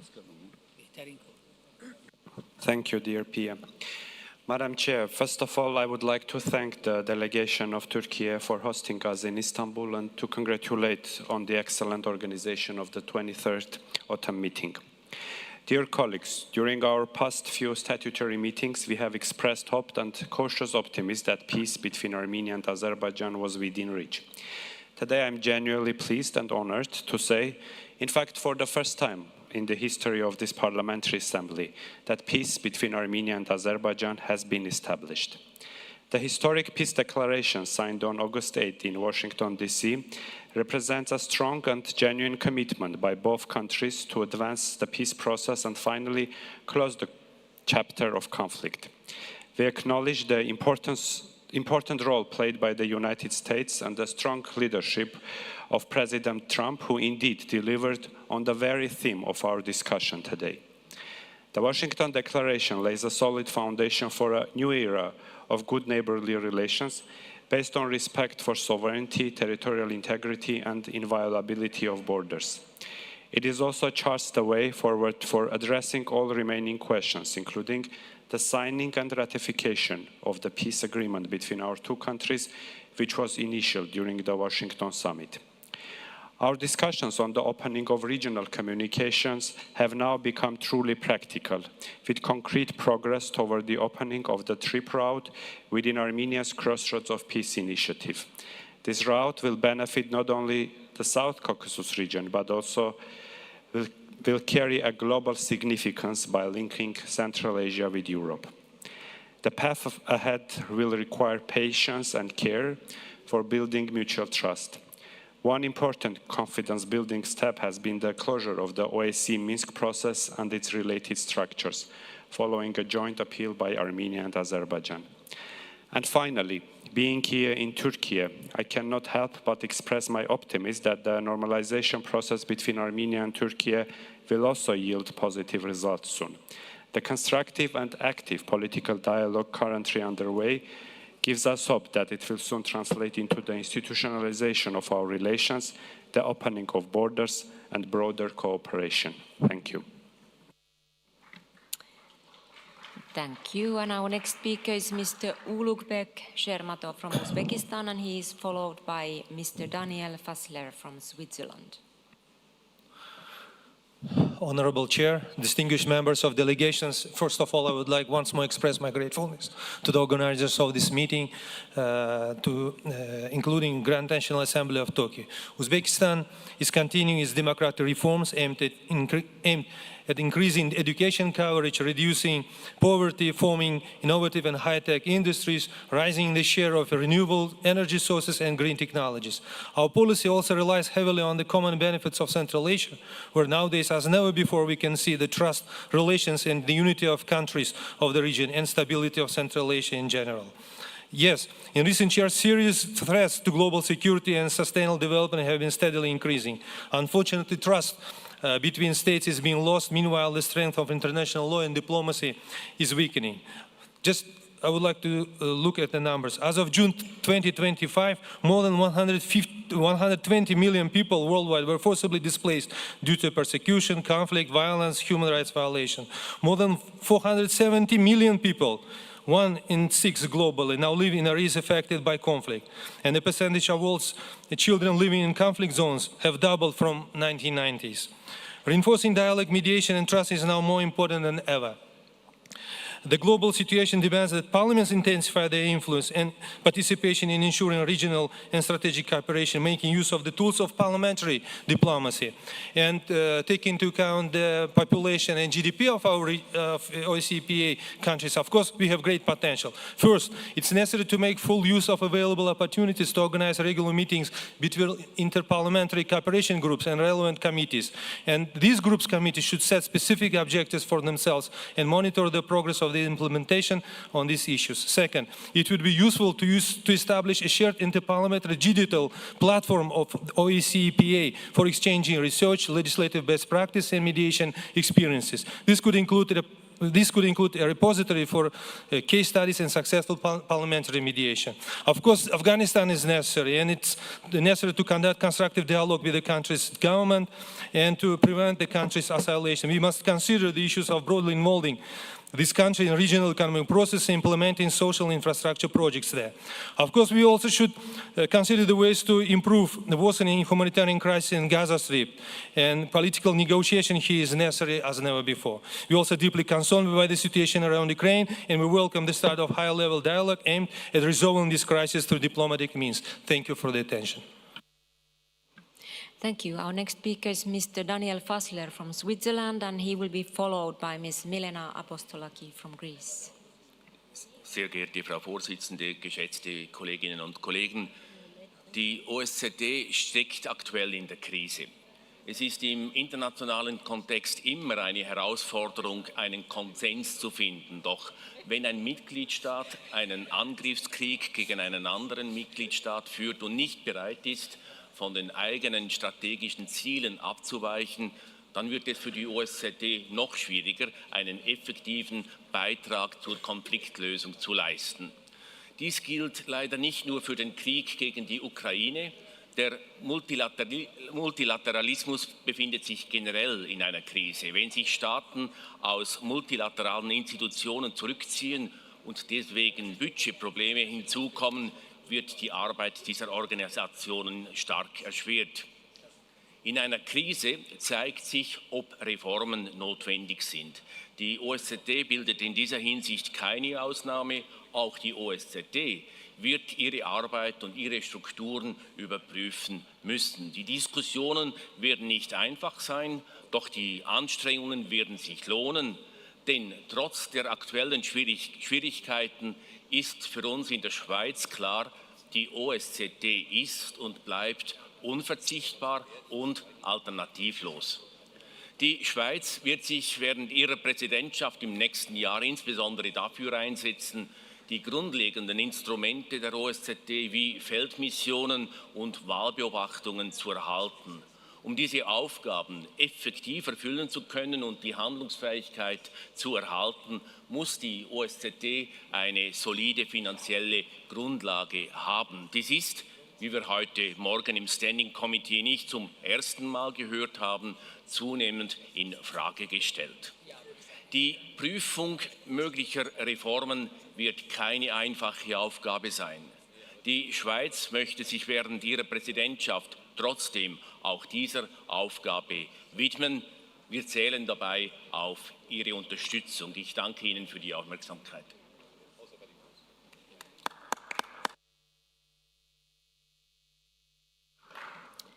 Thank you. And our next speaker is Ms. Milena Apostolaki, and she will be followed by Ms. Monika Chaikova from North Macedonia. Thank you, Madam President, esteemed colleagues. We gather at a time when uncertainty defines much of our collective experience. We live in a period when power often appears more effective than dialogue, when confrontation seems easier than cooperation, and when diplomacy is not always the most popular choice. Yet today, we must state with clarity and conviction, we choose dialogue, we choose mediation, we choose to live in societies grounded in peace and cooperation.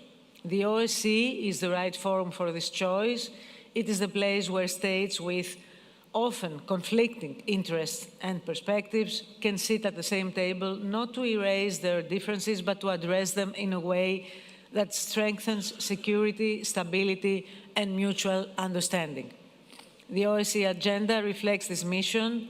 It spans transnational organized crime and much more. None of these issues can be tackled through power alone. They demand dialogue, shared responsibility, and coordinated action. And we carry a legacy which we have to evolve, since even in the most difficult days of Cold War, dialogue was chosen. So the legacy of the Helsinki Final Act is not simply a historical reference, it is a reminder of what is possible when dialogue prevails, when we choose that power will not prevail over right. And that legacy carries a clear message for us today. We cannot go back. We cannot return to a time when suspicion dictated relations, when silence replaced diplomacy, or when divisions were allowed to harden into permanent fractures. In an era of uncertainty, let us reaffirm our commitment. We choose dialogue over division, mediation over escalation, cooperation over confrontation. Thank you. Thank you. And dear colleagues, unfortunately, we are running behind our schedule, and due to our time constraint, I would now like to ask you to limit your speech to only 1 minute. I'm really sorry, but we need to do that so that everybody can speak. And the next speaker on the list is Ms. Monika Chaikova from North Macedonia, and she will be followed by Ms. Özgül Saki from Turkey. Thank you. Dear colleagues, conflicts persist, geopolitical tensions sharpen, misinformation spreads faster than the truth, and the confidence that citizens once placed in institutions is strained. Our commitment to dialogue, cooperation, and shared responsibility becomes most essential in such moments of uncertainty. We must always keep in mind the OSCE founding principles that the security is indivisible. We all depend on each other. This simple but powerful truth guides our work as parliamentarians and is essential for our democratic legitimacy. When divisions deepen and polarization becomes the norm, we must reassert the value of communication and diplomacy. Dialogue is the most important tool for preserving peace. But also mediation is our bridge when dialogue becomes tensed. Someone mentioned that trust must be rebuilt, and I agree. Without trust, the agreements collapse, cooperation falters, and insecurity thrives. The uncertainties of our era always demand a renewed spirit of solidarity and responsibility. Let this assembly reaffirm that cooperation is not optional, dialogue is not outdated, mediation is not secondary, and trust is not naive. They are the pillars of sustainable peace. Thank you. Thank you. And our next speaker is Ms. Özgül Saki from Turkey, and she will be followed by Mr. Abdurrahim Dusak from Turkey.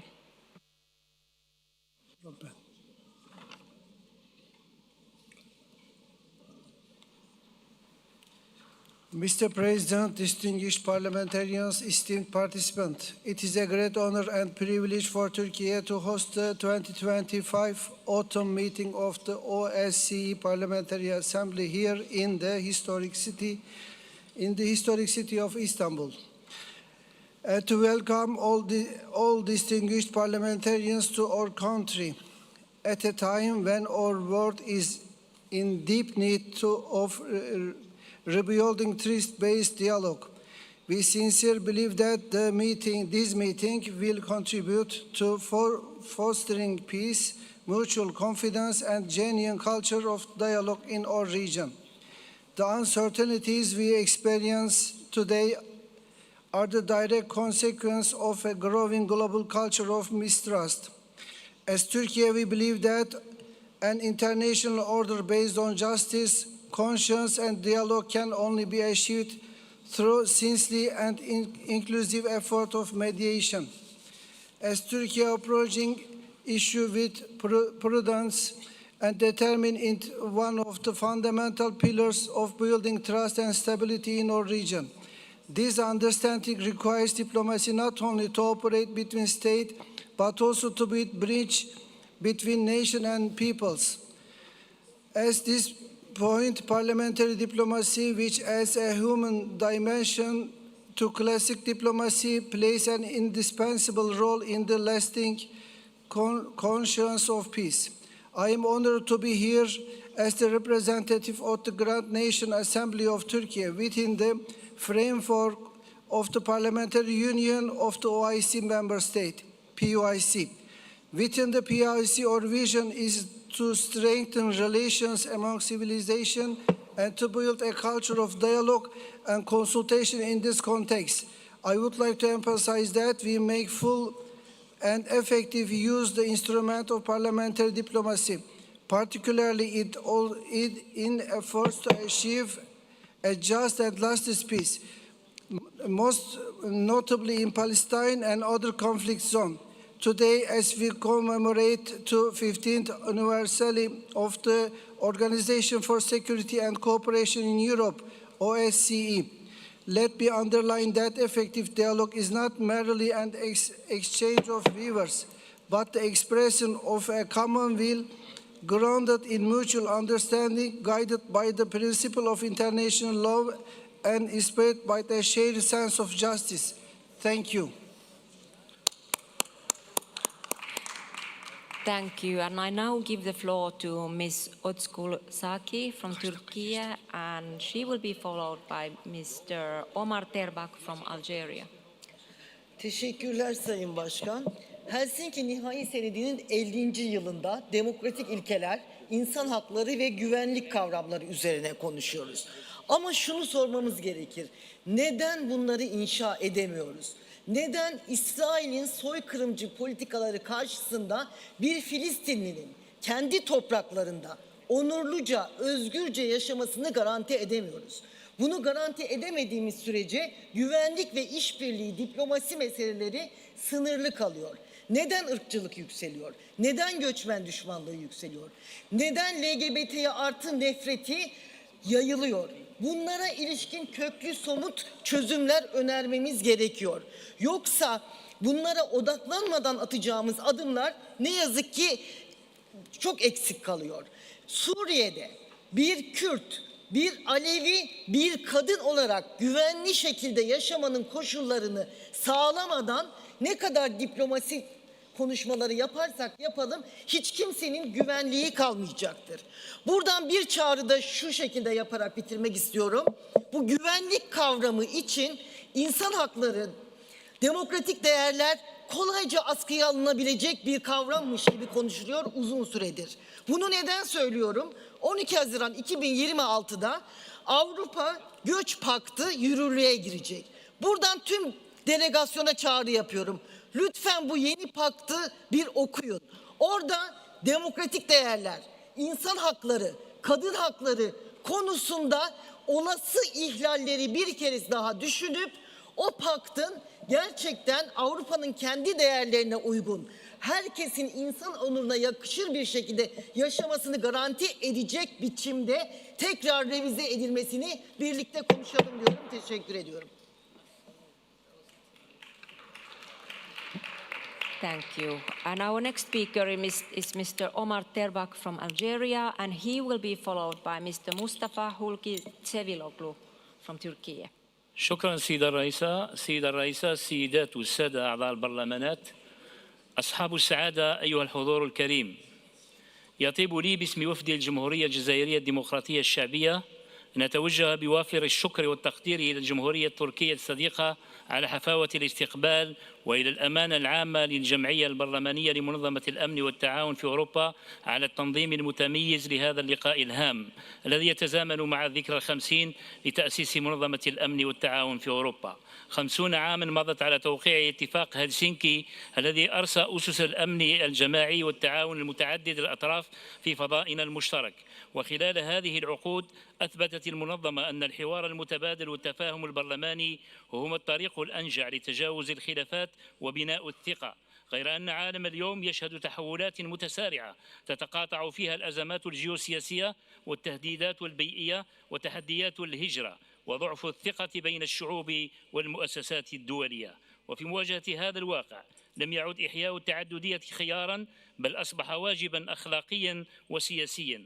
إن الجزائر انطلاقاً من مبادئها الثابتة تؤمن بأن التعددية الحقيقية تقوم على الاحترام المتبادل وعدم التدخل في الشؤون الداخلية للدول والبحث عن الحلول السلمية للنزاعات عبر الحوار. وتعتبر بلادنا أن الدبلوماسية البرلمانية تمثل اليوم أداة فعالة لإعادة بناء جسور بين الشعوب وإعطاء مضمون جديد للتعاون الدولي يقوم على المنفعة المتبادلة والعدالة في توزيع التنمية. كما نؤكد في هذا السياق على أهمية التعاون بين ضفتي البحر الأبيض المتوسط في تعزيز الأمن ومحاربة الإرهاب والجريمة المنظمة، إدارة الهجرة بصفة متوازنة وإنسانية تراعي التنمية في بلدان المنشأ وتضمن الكرامة في بلدان المقصد، تطوير شراكات اقتصادية وطاقة نظيفة تجعل من منطقتنا قطبا للتكامل والازدهار المشترك. إن الجزائر التي فتحت أبوابها أمام الاستثمارات وعملت على تنويع اقتصادها تسعى إلى تكوين قطب ومركز وجسر للتواصل بين إفريقيا وأوروبا والعالم العربي في إطار رؤية تحافظ على السيادة الوطنية وتؤمن بالتعاون الدولي القائم على المصلحة المتبادلة. شكرا.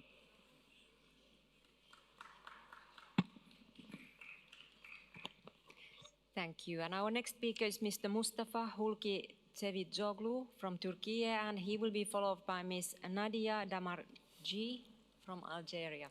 Sayın Başkan, kıymetli katılımcılar, hepinizi en içten saygılarımla selamlıyorum. Belirsizlik çağı ki buna kaosun anatomisi diyebiliriz, sosyolojide de olduğu gibi hızla değişen, öngörülemez bir ortama işaret etmektedir. Belirsizliklerin arttığı, kalıcı çözümlerin zorlaştığı bir dünyada yaşamaktayız. Bu bağlamda özellikle Filistin'de inşa edilmeye çalışılan ateşkes ortamına ülkemizin katkıları ve mazlum Filistin halkına ezelden ebede desteğimiz aşikardır. Gazze'ye tüm imkanlarını seferber eden Türkiye, tonlarca insani yardım yapmakla kalmayıp, Cumhurbaşkanımız Sayın Recep Tayyip Erdoğan'ın öncülüğünde arabuluculuk faaliyetlerinde de aktif rol oynamıştır. Öte yandan bölgeyi derinden etkileyen Rusya-Ukrayna savaşı söz konusu olduğunda da barışa giden yolda köprüler kurduk. Ülkemiz taraflar arasındaki görüşmelere ön ayak olmak üzere İstanbul'un kapılarını açarak barışa giden sürece katkıda bulunmuş, Gönüllüler Koalisyonu liderler toplantısına aktif katılım göstermiştir. İstanbul artık küresel bir barış merkezi olmuştur.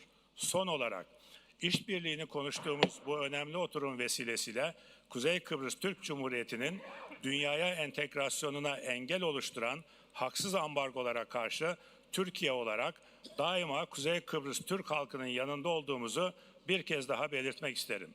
Bugün Filistin'den Kafkasya'ya kadar tüm coğrafyamız için barış ve istikrar ortamı tesis etmek bizlere düşmektedir. Bu vesileyle toplantımızın güvenli bir geleceğin inşasına katkıda bulunmasını temenni ediyor. Hepinize teşekkürlerimi sunuyorum. Thank you. And our next speaker is Ms. Nadia Damarci from Algeria, and she will be followed by Ms. Brigitte Brenner from IPU. سأتدخل في مكان زميلتي التي كلفتني بذلك. أقول: سيدة الرئيسة، سيدات والسادة الحضور، من أجل تعددية متجددة في الفضاء المتوسطي، الأمن والطاقة والتنمية البشرية، ونهدف من خلال هذا الاقتراح إلى ترجمة قيم التعددية إلى مبادرة عملية وفق المحاور التالية: إنشاء منصة برلمانية متوسطية للطاقة والبيئة لتنسيق الجهود في مجال الانتقال الطاقوي وإدارة الموارد المائية ومكافحة التغيير المناخي.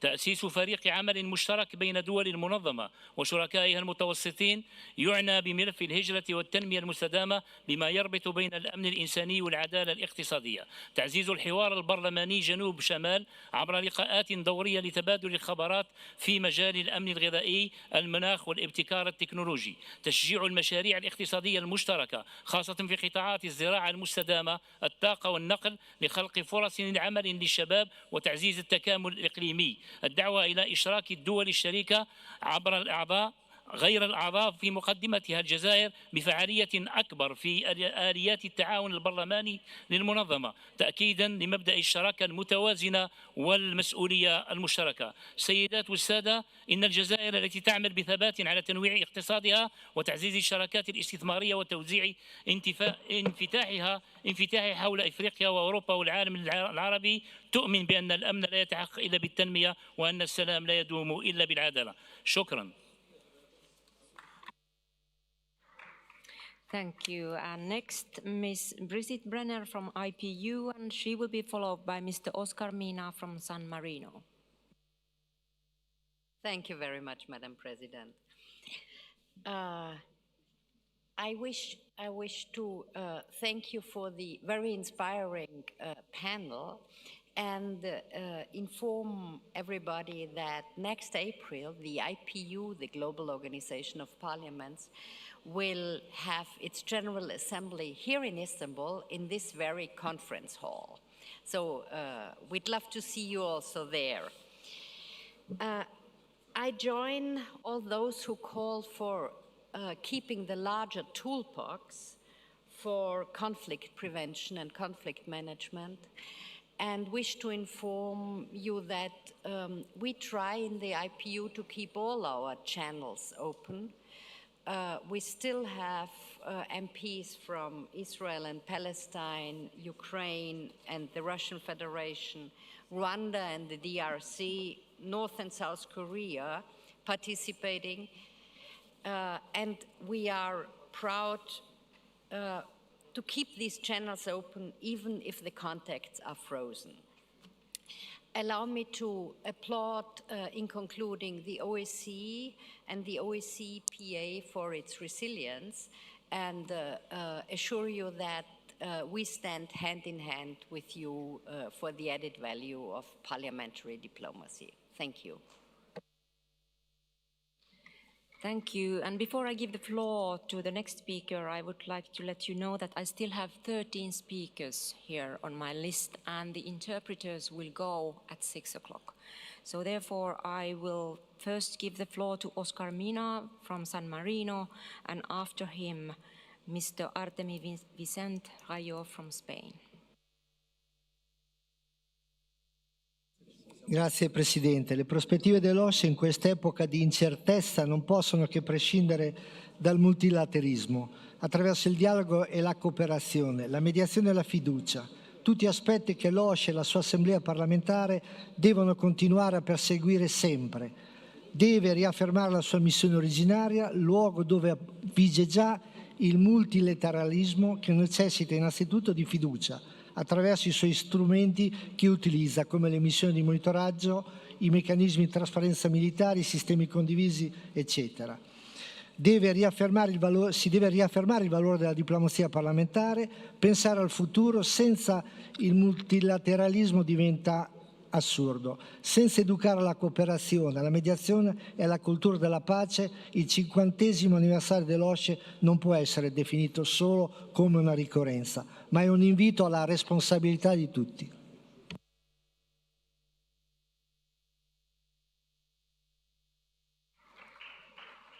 Thank you. And our next speaker is Mr. Artemi Vicente Rayo from Spain, and he will be followed by Mr. John Lahat from Ireland.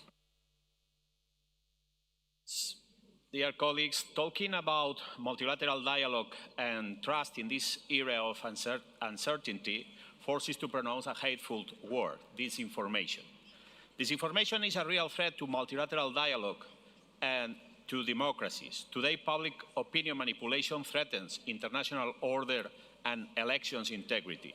The last decade offers many examples of global disinformation. COVID pandemic, Russia's aggression against Ukraine, Israeli genocide against Gaza, natural disasters, far-right narrative. International community and European democracies have not been reacting to this information. In 2024, in Romania, for the first time in history, in a state of the European Union, elections were annulled, electoral repetition was mandatory because free public opinion was compromised, manipulating algorithms on the internet. The same could happen in Moldova's last election in 2025. The international community, multilateral dialogue, and democracies are in a critical moment, threatened by disinformation with a risk amplified by artificial intelligence. Combating disinformation is urgent, and I am sure this Assembly will draw conclusions and react with urgency. Thank you. Thank you. And our next speaker is Mr. John Lahart from Ireland, and he will be followed by Ms. Tuba Vural-Çokal from Turkey. Thank you, Madam President. Or Madam Chair, you have great patience. And thank you also to the excellent panel of speakers who were very provocative. Madam Chairman, there are many countries within the membership of the OSCE who have never waged war on any other country. One such country is Ireland, and we have contributed enormously to the process of peace throughout some of the OSCE region. The Good Friday Agreement still represents one of the most enduring peace processes and peace agreements of countries that are members of the OSCE. And the expertise and experience built up during that period has been shared with, for example, the Balkans and with the Basque region of Spain, to mention but two areas. So very briefly, the Ukrainian point that was made earlier is correct. With some people, dialogue doesn't seem to work, and one case of that is Russia. And that's why I would exhort all the members of the OSCE, the more the OSCE countries resolve their own internal conflicts, the stronger the OSCE as a body is to resist external threats such as Russia, cyber, and all the other security threats. Thank you, Chair. Thank you. And our next speaker is Ms. Tuba Vural-Çokal from Turkey, and she will be followed by Ms. Lucia Tacer from Slovenia. And after Ms. Çokal's intervention, there will be no interpretation available. Ms. Çokal, you have the floor. Okay. Sayın Başkan, değerli katılımcılar, diyaloğun, kültürün, barışın iradesine ve misafirperverliğin yurduna, dünya diplomasinin başkentine, ülkemize, Türkiye'ye hoş geldiniz. Kıymetli katılımcılar, biz Türkiye Cumhuriyeti Devleti olarak savaşın kazananı, adil bir barışın ise kaybedeni olmayacağını vurguluyoruz. Sayın Cumhurbaşkanımızın uluslararası kamuoyunda defaten söylediği gibi, dünya 5'ten büyüktür ve daha adil bir dünya mümkündür diyoruz. Bu tarihi söz yalnızca mevcut sisteme bir eleştiri değil, tüm insanlığa vicdani bir çağrıdır. Kıymetli misafirler, savaşın rengi olmaz, dili, dini, ırkı olmaz, acı, kimlik sormaz. Bir annenin feryadı, dünyanın neresinde yükselirse yükselsin, aynı acıya dokunur. Bu yüzden Ukrayna'yı Filistin'den, Gazze'den, Suriye'den, Sudan'dan ayrı düşünemeyiz. Bir yerde yıkılan ev ile başka yerde toprağa gömülen çocuk aynı insanlık dramının farklı coğrafyalardaki fotoğraflarıdır. Ukrayna'da yıkılan bir okul ile Gazze'de yıkılan bir okul arasında fark yoktur. İkisi de çocukların geleceğini çalmaktır. Suriye'de geciken barış ile Sudan'da geciken barış arasında mesafe yoktur. İkisi de insanlığın aynı yarasını tekrar kanatmaktadır. Acı evrenseldir. İnsanlık bölünemez. Biz savaşlara taraf değiliz, mazlumun yanındayız. Ülkemizin duruşu da tam buradadır. Aynı şekilde dil, din, ırk veya inanç ayrımı gözetmeksizin temel insan haklarının her türlü ihlaline karşı çıkıyor ve ihlallere gerçekleştirenlere karşı aynı kararlılıkla duruyoruz. Bugün burada insan onuru konuşuluyorsa bu onurun yalnızca belli coğrafyalara hasredilemeyeceğini söylemek zorundayız. Uluslararası düzen bazı acıları gündemde tutup bazılarını görmezden geldiğinde inandırıcılığını kaybeder.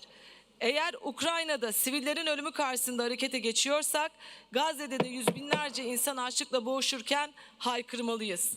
Biz insani değerler konjonktürüne göre değişmez diyoruz. Bir yerde ateşkes savunuyorsak diğer yerde siviller ölürken susmayacağız. Son olarak savaşın dili yoktur ama barışın dili tüm insanlık için ortaktır deyip teşekkürlerimi sunuyorum. Thank you. Next speaker is Ms. Lucia Taser from Slovenia, and she will be followed by Mr. Ruslanas Baranovas from Lithuania. Thank you, Madam President Emerita. Dear colleagues, I come from Slovenia, a country where peace building is a core pillar of our society and foreign policy. On the topic of dialogue, I would like to bring to your attention an initiative that I'm working on within my mandate as the Special Representative for Youth Engagement at our Parliamentary Assembly. It is intended for all parliamentarians who want to advance the youth, peace and security agenda in their parliaments so that it is living in practice. As we know, only two participating states currently have a national action plan on youth, peace and security, that is Finland and Kyrgyzstan. And we want to advance this agenda. So I'm launching a parliamentary dialogue platform on youth, peace and security. We will engage in dialogue online and in person, talking about how to promote youth participation, conflict prevention and inclusive governance, share good practices, and at the end try to create practical checklists for guidance on how we can integrate the agenda in our parliamentary work. Please reach out for anyone who would like to join. Thank you. Next, Mr. Ruslanas Baranovas from Lithuania, followed by Mr. Ulrich Thoden from Germany. Thank you, Mr. President. I will be very brief, but therefore a bit too radical, maybe. So when people hear in my country words dialogue, diplomacy, engagement, what they hear is betrayal and weakness. Why? Because it's our lived experience. Yalta diplomacy for us meant 75 years of occupation. Even the founding of this institution, as we heard from one of the speakers, the great bargain was the recognition of 15 occupied Soviet republics under Soviet flag. And if you come closer to today, when Russia attacked Georgia in 2008, the French diplomacy forced Georgia to agree on certain both sides language, that both sides shoot, both sides did something, and we have to reconcile, which ended in occupation of Crimea, obliteration of Aleppo, and full-scale invasion of Ukraine. So if we still have a chance at these wonderful and really good ideas of diplomacy and dialogue, it cannot come at the expense of the attacked, of the bullied, of the smaller. And if we still have chance at this, it cannot come at the expense of people versus their state. Thank you. Thank you. Next speaker is Mr. Ulrich Thoden from Germany, and he will be followed by Mr. Fatmir Mediu from Albania. President Emerita, esteemed colleagues, let me start by expressing my deepest gratitude to the Turkish Grand National Assembly for hosting this autumn conference in these turbulent times. The international security situation in the 50th anniversary year of the Helsinki Final Act is dramatic. If the OSCE and the Parliamentary Assembly did not already exist, they would have to be invented now. Global disarmament, arms control and confidence building were possible then, and they are most possible and needed today. As members of the Parliamentary Assembly, we hold the very key to dialogue in our hands, and it is our sacred obligation to actually use it. That does not prevent us, however, from taking clear positions. A political peace agenda for the Middle East is no longer just a utopian dream. Ultimately, a two-state solution is needed with an independent Palestinian state as well as security for Israel. And with regard to our Turkish hosts, there's cause for a hopeful look into the future. The PKK has laid down its arms, wants to withdraw from Turkey and dissolve itself. It is now up to the Turkish government to reach out to the Kurdish population and let the sprouts of peace grow after a long and bloody conflict. Trust can now grow and pave the way for true reconciliation. As a parliamentary assembly, we should initiate and facilitate processes such as these with all our power. Thank you very much. Thank you. And our next speaker is Mr. Fatmir Mediu from Albania, and he will be followed by Ms. Linnea Wickman from Sweden. Thank you. I do echo the need for strengthening the role of OSCE, but with an observation that action speaks louder than words. As the parliamentarians who take our power from our citizens, and we should raise some questions. Do our citizens have the right for free and fair elections? Do our citizens have a right to decision-making and process? OSCE Parliamentary Observers observed the last elections in Albania, and let me bring you some of the findings from the report of OSCE as the golden rule of this assembly, which is free and fair elections. So their findings are electoral backslide and state party crime fusion, systemic violation including intimidation, vote buying, misuse of state resources, the use of corruption and criminal networks to influence the elections. Also a weaponization of justice system, prosecuting the leaders of the opposition before the elections. Also persistent refusal to implement of the OSCE recommendations. Albania, the influence and the presence of narco traffic from South America presents a security threat not just for the Albanians. It's alarming, the money laundering, criminal infiltration. We had that quote, from the people, with the people, for the people, but I'm afraid we are moving from special interest, with special interest, for power and money. And this is not just for Albania, but many other countries which are present of OSCE. Madam Chair, one observation. You are not there to change the rules of procedures and also the listing. With all due respect, I hope you will follow, what is registered next time and not do as you wish. Thank you. And I still have 5 speakers on the list. 1 from Sweden, then Romania, Switzerland, Ukraine, and Iceland. And I first give the floor to Ms. Linnea Wickman from Sweden, followed by Mr. Cosmin Ion Corendea from Romania. Thank you, Madam Chair, colleagues. This year marks 25 years since the UN Security Council Resolution 1325 was adopted. A landmark commitment to a simple truth: there can be no sustainable peace without the full participation of women. And for a quarter of a century, research has shown this again and again. Peace agreements are more durable, ceasefires last longer, and societies recover more sustainably when women participate in negotiations and decision-making. Yet the gap between evidence and action remains staggering. In many of today's most fragile regions and within the OSCE region, women still make up less than 10% of peace negotiations. And in some processes, they are not present at all. And when women are excluded, entire dimensions of peace building are neglected: conflict-related sexual violence, access to education, community resilience, and the everyday security that allows societies to rebuild. And women are not an accessory to peace processes, they are essential actors, and political will matters. And our mandates to promote security, human rights, and democratic institutions cannot be fulfilled if half of the population is excluded from shaping peace. So as global insecurity rises, one thing is very clear: the world cannot afford another 25 years where women remain outside the room in many negotiations. Thank you. Thank you. And at this point, I would like to thank our interpreters, and we continue from now on without interpretation. And I would also like to point out that there were some alterations in the order of speakers exactly because of the interpretation purposes. So if somebody is upset about that, it's only because of the interpretation purposes.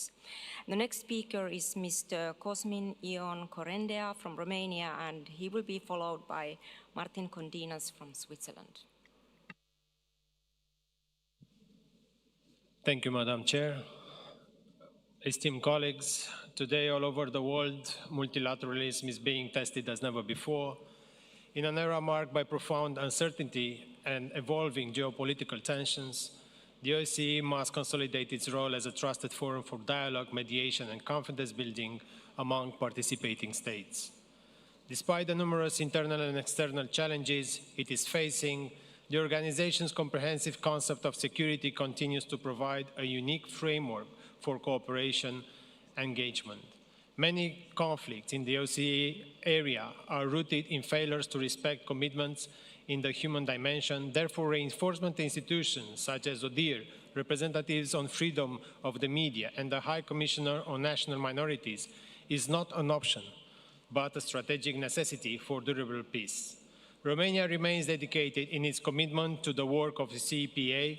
We will continue to support field visits, election observations, missions, conflict prevention tools, and mediation efforts, so that our organization, this platform, can remain an effective and tangible expression of multilateralism for our citizens. Rebuilding trust through transparency, accountability, and full implementation of our commitments is essential if we are to preserve the relevance of the OSCE and the ensure peace, resilience, and cooperation for the next generations. I would like to reaffirm Romania's commitment as a reliable, constructive, and important partner in this Parliamentary Assembly, dedicated to bridging perspectives, reinforcement, dialogue, and mediation, and restoring trust in our common rules-based order. Thank you. Thank you. And next, Mr. Martin Condinas from Switzerland, followed by Mr. Jaroslav Jursicin from Ukraine. Präsidentin, geschätzte Kolleginnen und Kollegen! Nächstes Jahr übernimmt die Schweiz zum 3. Mal den Vorsitz der OSZE. Das ist eine Ehre und in einer zunehmend komplexen Welt zugleich eine große Verantwortung. 50 Jahre nach der Verabschiedung der Helsinki-Prinzipien ist die damalige Aufbruchsstimmung einer Phase tiefgreifender Unsicherheiten gewichen. Entsprechend sind die Helsinki-Prinzipien heute aktueller denn je. Wir müssen sie gemeinsam bekräftigen und gemeinsam Wege finden, ihre Umsetzung angesichts schwerwiegender Verstöße gegen das Völkerrecht zu stärken. Die OSZE steht vor einer schweren Bewährungsprobe. Sie bleibt aber das einzige Forum, in dem Europa, die zentralasiatischen Staaten, Kanada, die USA und Russland noch über Sicherheitsfragen sprechen. Die Schweiz steht fest zur OSZE und wird sich für einen gerechten Frieden in der Ukraine einsetzen, auf der Grundlage des Völkerrechts und der Helsinki-Grundsätze. Die Aufrechterhaltung einer inklusiven multilateralen Diplomatie ist das Markenzeichen der OSZE. Während ihres Vorsitzes wird die Schweiz einen offenen und inklusiven Dialog fördern, dies gestützt auf unsere Neutralität und auf unsere Tradition als Vermittlerin. Brücken zwischen Perspektiven schlagen, Dialog, Mediation und Vertrauen in Zeiten der Unsicherheit stärken. Der Titel dieser Session bringt die Prioritäten unseres bevorstehenden Vorsitzes treffend auf den Punkt. Ich danke Ihnen für Ihre Aufmerksamkeit. Thank you. And dear colleagues, two more speakers. Mr. Jaroslav Jursicin from Ukraine, followed by our last speaker, Mr. Pavel Bartoszek from Iceland. Mr. Jursicin, you have the floor. Dear Pia, dear colleagues, thanks for this short possibility to speak about my personal experience, or better say experience of my youngest 11-year-old son, Yerema. 2 nights ago, he woke up due to explosion. One of the nearest house was burst due to Shahid attacks. And my son see people who jump out from the windows. Because in time when we speaking about dialogue, one of country, at least not one, but one of the big country, Russia, who signed this Helsinki Final Act, acts without respect to dialogues. So what we need for dialogues, not for betraying, it's respect to international human rights. And I do ask President Pons and all who now in this meeting room to pressure on who not respect a dialogue. And only after that began this dialogue. And I thank our Turkish colleague for meeting, but for taking part and create a possibility to communicate very crucial problem for us, exchanging of war prisoners and civilian prisoners. Thanks for that, and thanks for your investment in resilience of Ukraine, because it's about not only Ukraine, it's about OSCE, it's about democracy, it's about dialogue. Thanks. Thank you. And now, dear colleagues, we have come to the last speaker on my list here, and that is Mr. Pavel Bartoszek from Iceland. You have the floor. Dear Chair, I would like to second the opinion of our last Ukrainian colleague. We're all for dialogue, mediation, and trust, but truth is also important. And the truth is that Russia attacked Ukraine, not the other way around. Russia is breaking the international law, and the lack of trust in multilateralism is caused by Russia and the weakness of the international community in addressing it, not by Ukraine. The uncertainty mentioned in the title is caused by Russia, not by those who refuse to give in to Russia's demands. The US has proposed a ceasefire. Ukraine has accepted it. Russia has rejected it. That is the truth. Mediation and compromises are sometimes needed, and sometimes meeting in the middle is necessary. But truth does not necessarily lie in the middle. And the truth is that this war was caused by Russia. Thank you, Chair.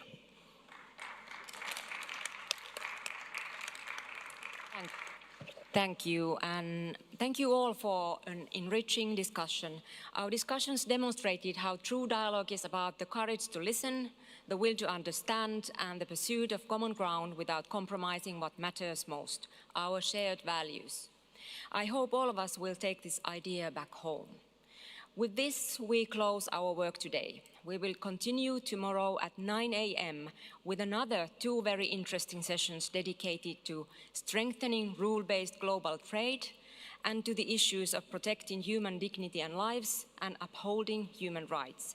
And also, dear colleagues, dinner will be hosted tonight by the Speaker of the Turkish Parliament, and it will start at 7 p.m. We will wait for everyone at M1 floor in the Crystal Ballroom. Thank you and see you there.